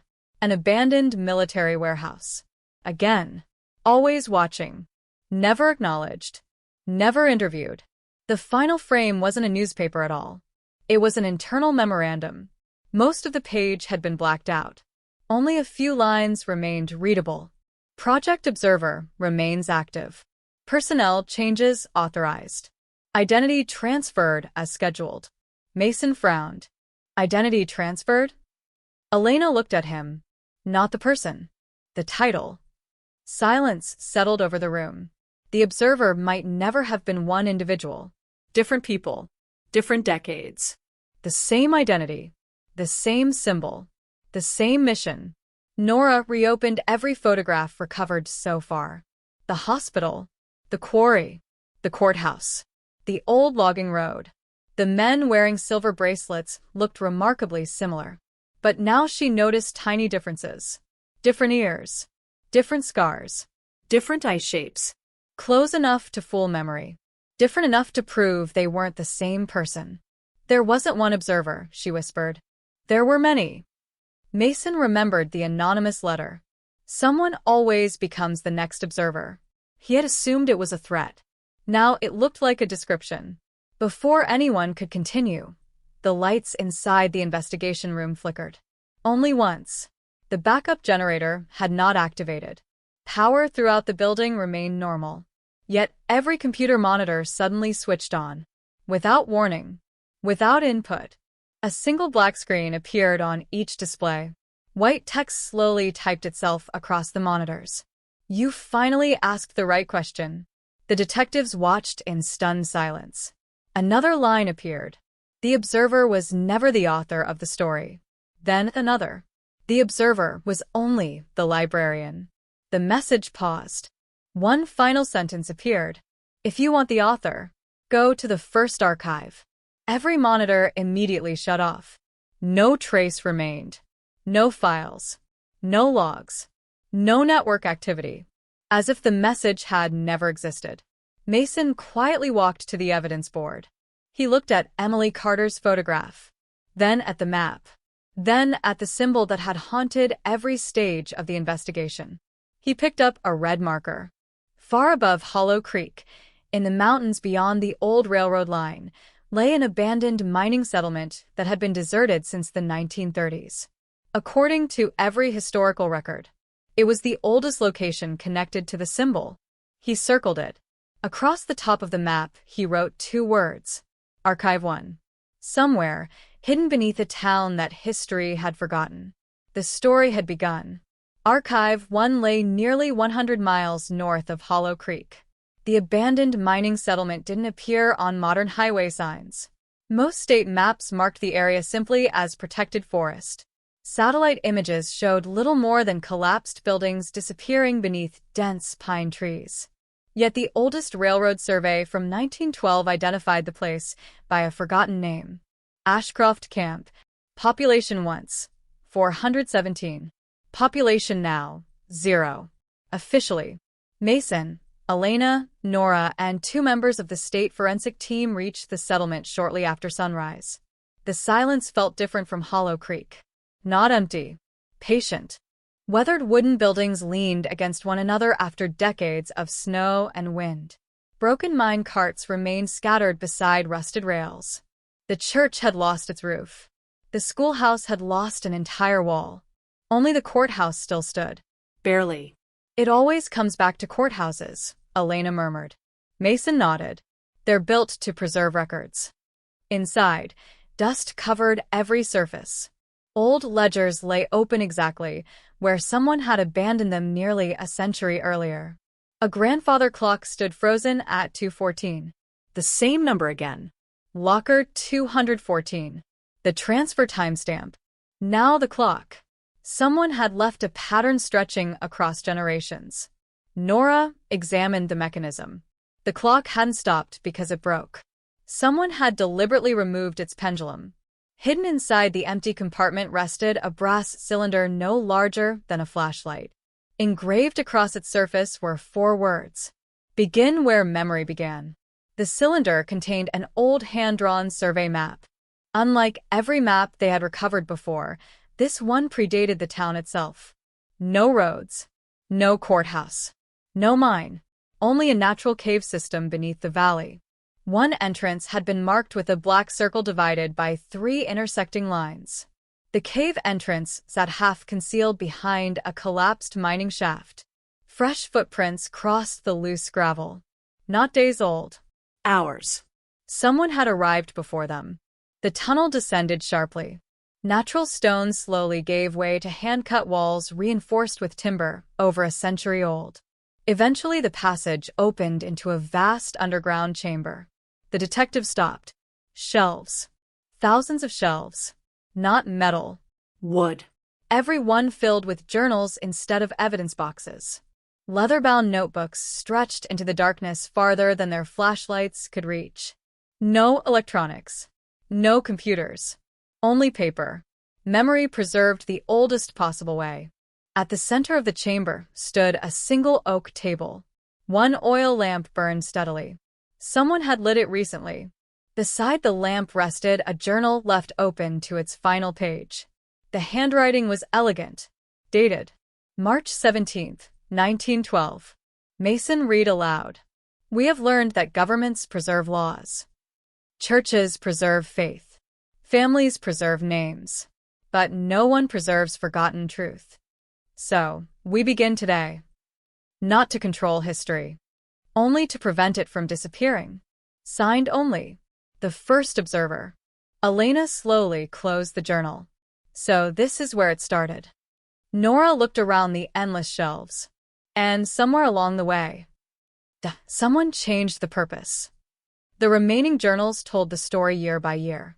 Early observers recorded witness statements from mining accidents hidden by wealthy companies. Later entries documented corruption, disappearances, and crimes that official records ignored. For decades, the archive had protected victims who otherwise would have been forgotten. Then the tone changed. Entries from the late 1960s became secretive. Names disappeared. Whole pages had been removed. Instead of preserving memory, the archive began deciding which memories deserved to survive. Mason understood. Emily Carter hadn't uncovered a conspiracy that began corrupt. She had uncovered an institution that had slowly lost its original purpose. Near the back of the cavern stood one final bookshelf. Unlike the others, it contained only a single journal. Black leather. No title. No date. When Mason opened it, every page was blank. Except the first. Across the top, written in fresh ink, were 6 words. "The next observer begins here." Beneath them rested a fountain pen. Still wet. As though someone had written the message only moments earlier. Before anyone touched the journal, footsteps echoed through the cavern. Not hurried. Not hidden. One person emerged from the darkness beyond the shelves. An elderly woman wearing a gray coat. No silver bracelet. She carried no weapon. Only another journal. She stopped several feet away. I wondered which detective would arrive first. Mason met her gaze. "Who are you?" She smiled sadly. "My name doesn't matter anymore." She looked toward the blank journal. "But yours soon will." The oil lamp flickered.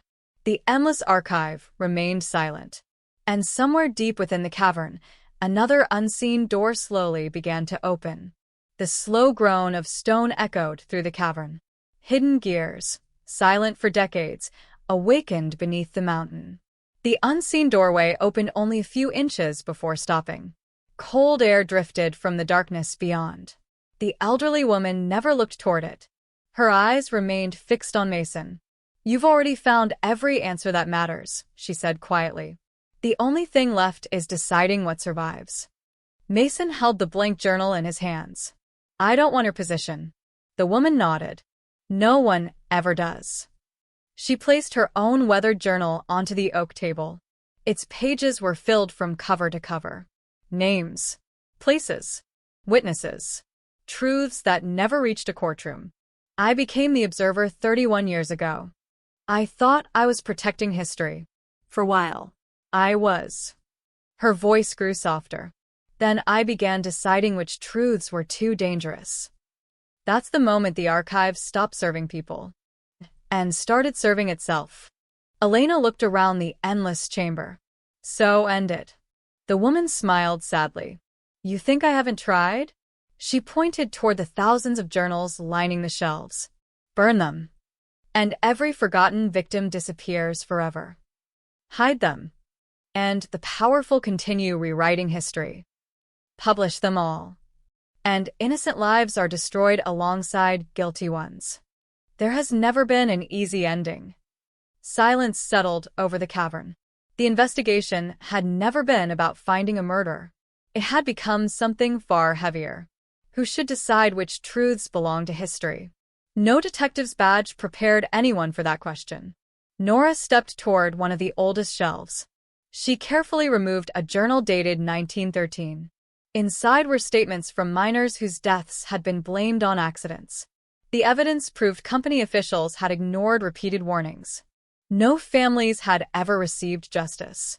Another journal documented witnesses whose testimony had been buried by corrupt politicians. Another preserved confessions that courts had refused to hear. The earliest observers had preserved voices no one else wanted to keep. Emily Carter had been right. The archive had begun as an act of conscience. Only later had fear transformed it into an instrument of silence. Mason opened Emily Carter's journal one final time. Tucked inside the back cover was a page he had never noticed. Her final handwritten message. Not a confession. Not instructions. Only a single paragraph. If someone reaches this place after me, don't become another guardian of secrets. Become the person who gives forgotten voices back to the world. Truth doesn't need owners. It only needs witnesses. Mason read the words twice, then quietly closed the journal. He walked to the oak table. The blank observer's journal still waited beside the fountain pen. Everyone in the chamber watched. The elderly woman remained completely still. She already knew what tradition demanded. A new name. A new observer. Another generation. Another cycle. Instead, Mason picked up the fountain pen, opened the journal, and wrote only one sentence. No more observers. He closed the cover, then placed Emily Carter's journal on top of it. The elderly woman closed her eyes. For the first time in decades, she smiled. I was hoping someone would finally refuse. Without warning, the old mechanisms beneath the cavern awakened again. Rows of iron shutters slowly lifted high above the shelves. Morning sunlight poured through hidden skylights carved into the mountainside generations earlier. Dust danced through golden beams of light. The archive no longer felt like a prison. It felt like a library. Weeks later, Hollow Creek slowly returned to ordinary life. The official investigation reached an unusual conclusion. Emily Carter was never located. No body was recovered. No homicide charges were filed. Her disappearance remained legally unresolved. A cold case. Officially. Unofficially. Hundreds of long-forgotten witness statements, journals, and historical records were transferred to independent historians, investigative journalists, and public archives under court supervision. Sensitive personal information was carefully protected, but evidence of corruption, concealed crimes, and buried investigations was preserved and released through lawful channels. History would no longer belong to a secret circle. It would belong to everyone willing to examine it. Thomas Mercer's recording became public. Jonathan Voss's testimony was authenticated. The hidden courthouse archive was sealed as a protected historical site. The abandoned hospital was demolished after every document had been cataloged. The silver bracelets disappeared. No organization ever claimed responsibility. No surviving observer stepped forward. Perhaps none remained. Perhaps they simply chose silence. Months later, Mason visited Emily Carter's abandoned classroom. The building had become a small local museum dedicated to unsolved cases and investigative history. On the teacher's desk rested a single framed photograph.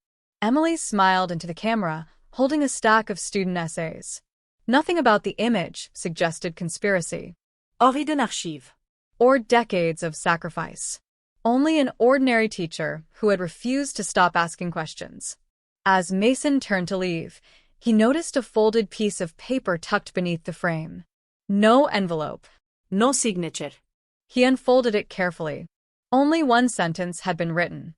The truth survives only as long as someone is willing to remember it. He looked around the empty classroom. For a moment, it almost felt as though Emily herself had spoken the words. Then the afternoon breeze drifted through the open window, rustling old papers across forgotten desks. The room fell silent again. Outside, life in Hollow Creek moved forward. Children laughed on the sidewalks. Church bells echoed across the town. Traffic rolled through streets once haunted by unanswered questions. The mystery had ended. The memory had not. And somewhere, in an ordinary archive open to the public, a blank journal rested on a shelf beneath a simple handwritten title. The Hollow Creek Files. No names hidden. No secrets locked away. Only the enduring promise that forgotten voices would never again disappear into the dark.